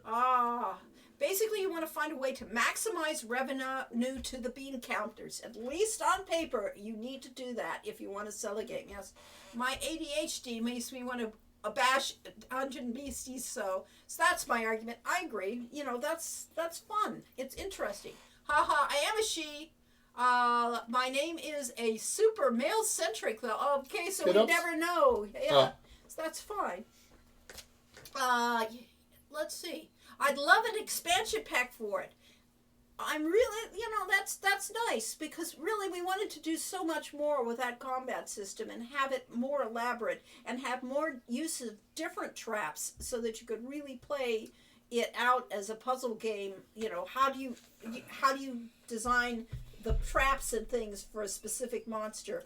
But we ran out of time after 10 years of production. Yeah, and that combat kept getting put off for 3 years Yeah. before he started working on it, and it's good. It's not quite perfect yet, but it's it's in the direction of what we wanted. Yeah. But Lori had the big debate with Ron Gilbert at one of the early game developers conferences on death and adventure games, and Ron's point was that it wasn't that death was necessarily a bad thing, but that it coming to a save, restore, restart, or restore, restart, quit interface took you out of the fantasy of the game. Oh, no. It That wasn't- was Ron's point. No. Thank you. That's what he said. Corey, He said, Corey, What? don't correct me. He said his girlfriend played a game and she got to the point where her character died and that was it. She threw the game away. She would never play it. It wasn't the restore start that was bugging her. Okay. It was the fact her character died. And there's a real critical point. right. So the question is, having a God mode, Yeah. Hero U, where basically you don't have to worry about being careless or dying combat, and you can just go through and And basically... have fun. That's a possibility. Do you want it in this game? Do you want the God mode? So, clearly we said it's an RPG, and that does imply monsters Yeah. and combat and the chance of death. There's also, I've forgotten the term, but there are games in which you complete the game, and after you complete it, you can go and continue playing in a sandbox mode. Yeah. I mean, and that's what I'm thinking with K-Dub's questions of you are effectively, once you played Road to Redemption, you're now played it as a sandbox, and you could have things like access to these things, and I'm not sure how we would code it. We can do it because we can change code. We could honestly make that possible by having, somebody that actually remembers how to code that thing, like getting in touch with Oh, you're talking about like a new patch for a new patch to Road to Redemption that basically gives you vulnerability, yeah. well, access to items. It gives you Oh, okay. suck blue frogs. Oh, okay. Wouldn't you love You to can have change you can change your stats. You can get items that you don't have. Yes, you could get items that you can't have, or you could change But you got to pay for it. your reputation with You gotta somebody. buy that. And so therefore you could really have a suck blue frogs mode, yes. You debated Ron Gilbert on death and adventure games? Wow, I wish I could listen to that debate. Well, the amusing thing was that years later, we decided that, well, for the Summer Days games, we don't really want to have death as a thing. And then Ron did a recent game where permadeath is there. Yeah. So I'll be a QA tester or anything else you need. I'm a product manager for a SaaS product now, and I'm, Agile certified. Safe Agile certified. Uh-huh. Of course, for free. Thank well, you. We'll keep you up there for when we actually do something like that. This is really an interesting possibility that we had not considered before. Well, actually, that's one of the issues you go through as an indie developer, is we get volunteers who want to be interns or whatever, and we kind of felt like we didn't really want to have people doing stuff for us for free. And there were two reasons. One is that we wanted to be fair to them, but the other was that we didn't want, we wanted them to have an incentive to stick around. Yeah. We didn't want to have people staying with us for a couple months and then taking off. We'd have to retrain someone else. Yes. So free can be very expensive. But we had one developer who insisted on working for free and did some amazing work on Hero U and was really valuable to the team. Yep. And I don't know if I should mention names, but anyway, yeah. So one of the developers that helped us get the card game working and stuff like that, and helped us improve our development editor. She. She. Yeah. I didn't say it's he or she. I know. I said she. Yeah, It is a she. Yeah. Just a she. She is a she that did that. And her name's Judy, and we'll just Yeah, say that yeah, because okay. she was wonderful. She was wonderful. So yeah, it can work. Um, I have at least 10 to 15 hours per week that I will volunteer. Well, we start Your feeling guilty. youngest is Yeah. 15. Yes. Yeah. We start feeling guilty when it gets into the 1,000-hour range, and they're still working for free. I personally do not want God mode to start, but once I've beaten the game once, I have no problem with it. Yes, exactly. The nature of Hero U's coding makes it fairly easy to hack it anyway. Oh, okay. Well, that's good to know. Yes. Like Zelda's Master Quest after you finish it. Yes, Suck Blue Frog would be hilarious. Second playthrough, yes, put a Suck Blue Frog in the first room, yeah. In Kickstarters, I've seen it as a higher tier perk to be a beta tester. We had beta testers as our Kickstarter things. We did. We originally, you had to put in, I think, $65 to get to the beta tester tier. And we decided that we really wanted more beta testers. Yeah, so we basically... we ended up making it so anybody that donated 35 or more became a beta tester. No way I'm ever backing out. You two gave me so much more than I ever had. This is not a, hey, 2 months and I'm out. I'm long haul and get bored easily. So doing QA or something just literally gives me more experience and personal pleasure for doing this. Well, thank you. Well, I mean, it is. I mean, there's there's degrees of involvement, and not everything has to be a sport. Yeah. Or professional. That a lot of people do for fun, and maybe it costs the money. Yeah. To do it. So yeah, we'll sincerely think about the Suck Blue Frogs thing, and. Oh, I was going to say something about Wizard's Way, though. Go ahead. Well, that's okay. I just said that. That's enough to say. I just wanted to say in Wizard's Way that what Lori's working on right now is Summer Days of Feo's Adventure, and Feo is a wizard at the school, and it's kind of the precursor to what would be Wizard's Way if we ever get around to making it. So in a sense, Feo's Adventure is Wizard's Way Light. Yeah, I wouldn't say It that. is. It is the not, wizard. because It is a Way- wizard story. It is, yeah, but it has nothing to do with it, other than the fact you're sent to the same school. I mean, it's not Wizard's Way Light. Wizard's Way is It's got many games that are Yeah. just like we would have in Wizard's Way. It's right. It's the same thing. yeah, right. I mean, Tilly's Tale is really Hero U Light, Road Redemption Light. Except it has no combat or dungeon crawls or anything. No, but that's why it's light. Light is not the word for It's got the story. It's got a rogue personality. Yes, well, that's why we set that up. Yes, I have all the setups for anything you need, and so I'm willing to learn any additional automation that I don't already know, and have years of experience of manual QA. Yeah, manual QA is all we're used to. We know that people make QA suites to do automated testing and so on, but very little personal experience with that. That was what Kenita's job was at yeah, years ago. a major database company. Yeah. Let's see. To go back to our things, how much does this cost? How much budget do you think you need for this? How much do you think it makes? That's the one we'll talk about next time. It's always going to cost more than you think it will make. Are we going to include voice acting? Oh my gosh! Now you've changed your design entirely, because you cannot have Quest for Glory 4. There is no way anybody in their right mind would ever make Quest for Glory 4 again. With voice acting. And yet it made a profit. Well, it did. But, But it made a profit as a, 900,000, or no, it was I don't remember now. We wanted 900 for that. It was like 650,000 or something like that, including the couple hundred thousand. At for least voice not acting. with the full voicing of the narrator. Yes. And that's a decision too. That was a Correct. decision we had to make in that. Later on, we decided that maybe we don't voice the narration. And that's why 5 did not have a narrator, because we knew we were going to have voice, and so we did not have a narrator's voice, so that we didn't have the problem with 4. Nintendo's voice acting solution works really well. Huh? Well, I misplaced when we were in the course of rapidly moving out of our house in near Oakhurst down to here. Is I had a bunch of Lori found a envelope full of photos from when we did the voice sessions for Quest for Glory 4, and I had a wonderful one of me playing around with John Rhys Davis that I really hope to find someday and post, but. That's kind of the monster pose or something like that. Yes, yes, having minimum words and things like that, that's, if you're going to have a voice and have a limited budget, that works. But I have to say that Tilly's Tale, which has a voice, was done with really reasonably priced, so it isn't going to do. I've become decidedly in favor of more voiceless games. Yes, there's a lot to be said for that.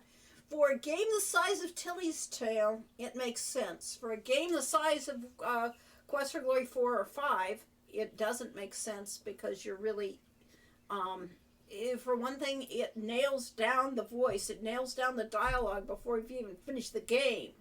And if you have any other voices and anything that needs to be plot-wise brought in, then you're really stuck and have to spend a huge amount of money to pick up things. Yes, the Tilly's Tale, the voices really do help bring it to life, exactly, and it really works in that context, yes. It took me a while to get used to it in Hero U, and I've reached a point where I think it was probably better for it, yes. Yeah, I could argue on either side of my mouth. Well, and we do all the time. Quest for Glory would have been improved with voice, but the problem was, again, what does your narrator, what does your main character sound like? That's why we never put a voice to the hero, is because we wanted to make it the player avatar. Yeah. So it's very hard to design that way. And we'll talk about this again next time when we do this. The other questions we have: how much will this cost to make? Include the voice acting? What a marketing and advertising budget do you think this will need? And which platforms? I think platforms. Yeah, I have read that major games like PlayStation games and such like that, if they have a $10 million development budget, they have a $10 to $15 million marketing budget. Yeah. So they actually spend more money on promoting the game than they do on creating it. Yeah, and Link never had a voice in Zelda games. Never needed one for that style of game, a lot of character. I mean, you can create the game like that. But again, this is our game, your game. Next time we'll go over these things with you again, and we'll talk about what we've decided, what comments were made in Discord, and then Corey and I will give you our take on some of the ideas that we came up with here. Yeah, sounds like pharmaceutical companies. Pharmaceutical. Yes, they actually spend way more on marketing and R&D, despite their claims elsewhere. Yes, yes. Well, the modern ones, basically people buy the patents from other companies and pay quite a bit for that, and then they charge an arm and a leg for the medication in order to try to make the money back from. Right. So anyway, these are the questions to consider. Did we want to do that poll on what our next topic should be? No, we've decided. We've run over time. We defined it. Yep. It's going to be on this, and we're going to keep going with this. Okay. Aftermath of this, we'll go through the questions again. We'll go through comments in Discord, and then we will go through our concepts of what we would do with these game ideas, and if you want to think about what they've put in here. I mean, the input we got today about possibilities. I'll let you write up notes on that since I've forgotten it all already. I'll never write it up. I mean, that's just it. I don't do homework. You didn't even write your own. I didn't have story. to. I have. So you came up with a story and said, I okay, have a perfect story for it's this. solved. It's solved, and I refine it Is your story every more night. detailed than mine? Considerably. I've got the story and the idea of nemesis and things like that all came into it. Let's see.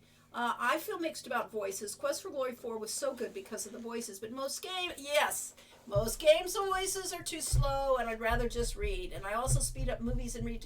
Yes. People have no patience anymore. I have no patience. I click through things too, and exactly, and for something like Tilly's Tale, it works because you could just you could read it while they're talking and then go on to the next and not worry about it, especially if you're a fast reader like I am.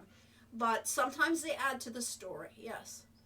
And all the marketing says, ask your doctor about leninitis to see if it's right for you. Right, as if your doctor knows whether it's right for you. They have all the characters in the advertisements that are saying, yes, for my mild to moderate Crohn's disease. Yes. And it's like, nobody talks like that. And then they have the list of all the bad things that can happen. It's like, oh yeah, let's see, I could actually die from this. Do I really want to talk to my doctor who has no clue other than watching the same commercial I just did? Right. Okay, fine. No, actually, the doctor has donations. They provide sample pills to give to their patients, and then they give them pens and maybe stethoscope. Well, they've got to cover their behinds for risk management. There you go. Yep. And then Brainiac says, I tend not to click through the first time I play. The second and then click. Yep. Yes. Same. And yes, docs also get free swag and free meals and vacations for their entire families. Wow. I didn't realize the entire families. Supreme Court justices get pretty big donations too. Yeah, right. And those are supposed to be cut down now. I thought that they had cracked down on some of them. Some but of who the knows? medical. At any rate, it's vibes. 4:30. Yes, I've made a pharmaceutical commercial parody for my YouTube. They're so ridiculous. Yes, it's a good place to start with. At any rate, we got through 2 hours of discussing this, and we just we'll have you guys make the commercial for this game when we're done. That's so it. what should the marketing plan be? Not just how much you're spending on it, but how. How do you promote it? Thanks for another interesting, engaging stream. And when you come up with that, maybe we'll use it on some of our games. Yes. I did basically no promotion whatsoever for Tilly's Tale so far. I just haven't been feeling well, and I've got a lot of personal stuff going on. Yep. So. It is, mostly good stuff, but it takes all my time. Right. So we'll see how well that works as a marketing strategy. Not Yeah. at all. But we will see you in 2 weeks. Will it be a part 3 in 2 weeks? Yes, there will be a part three.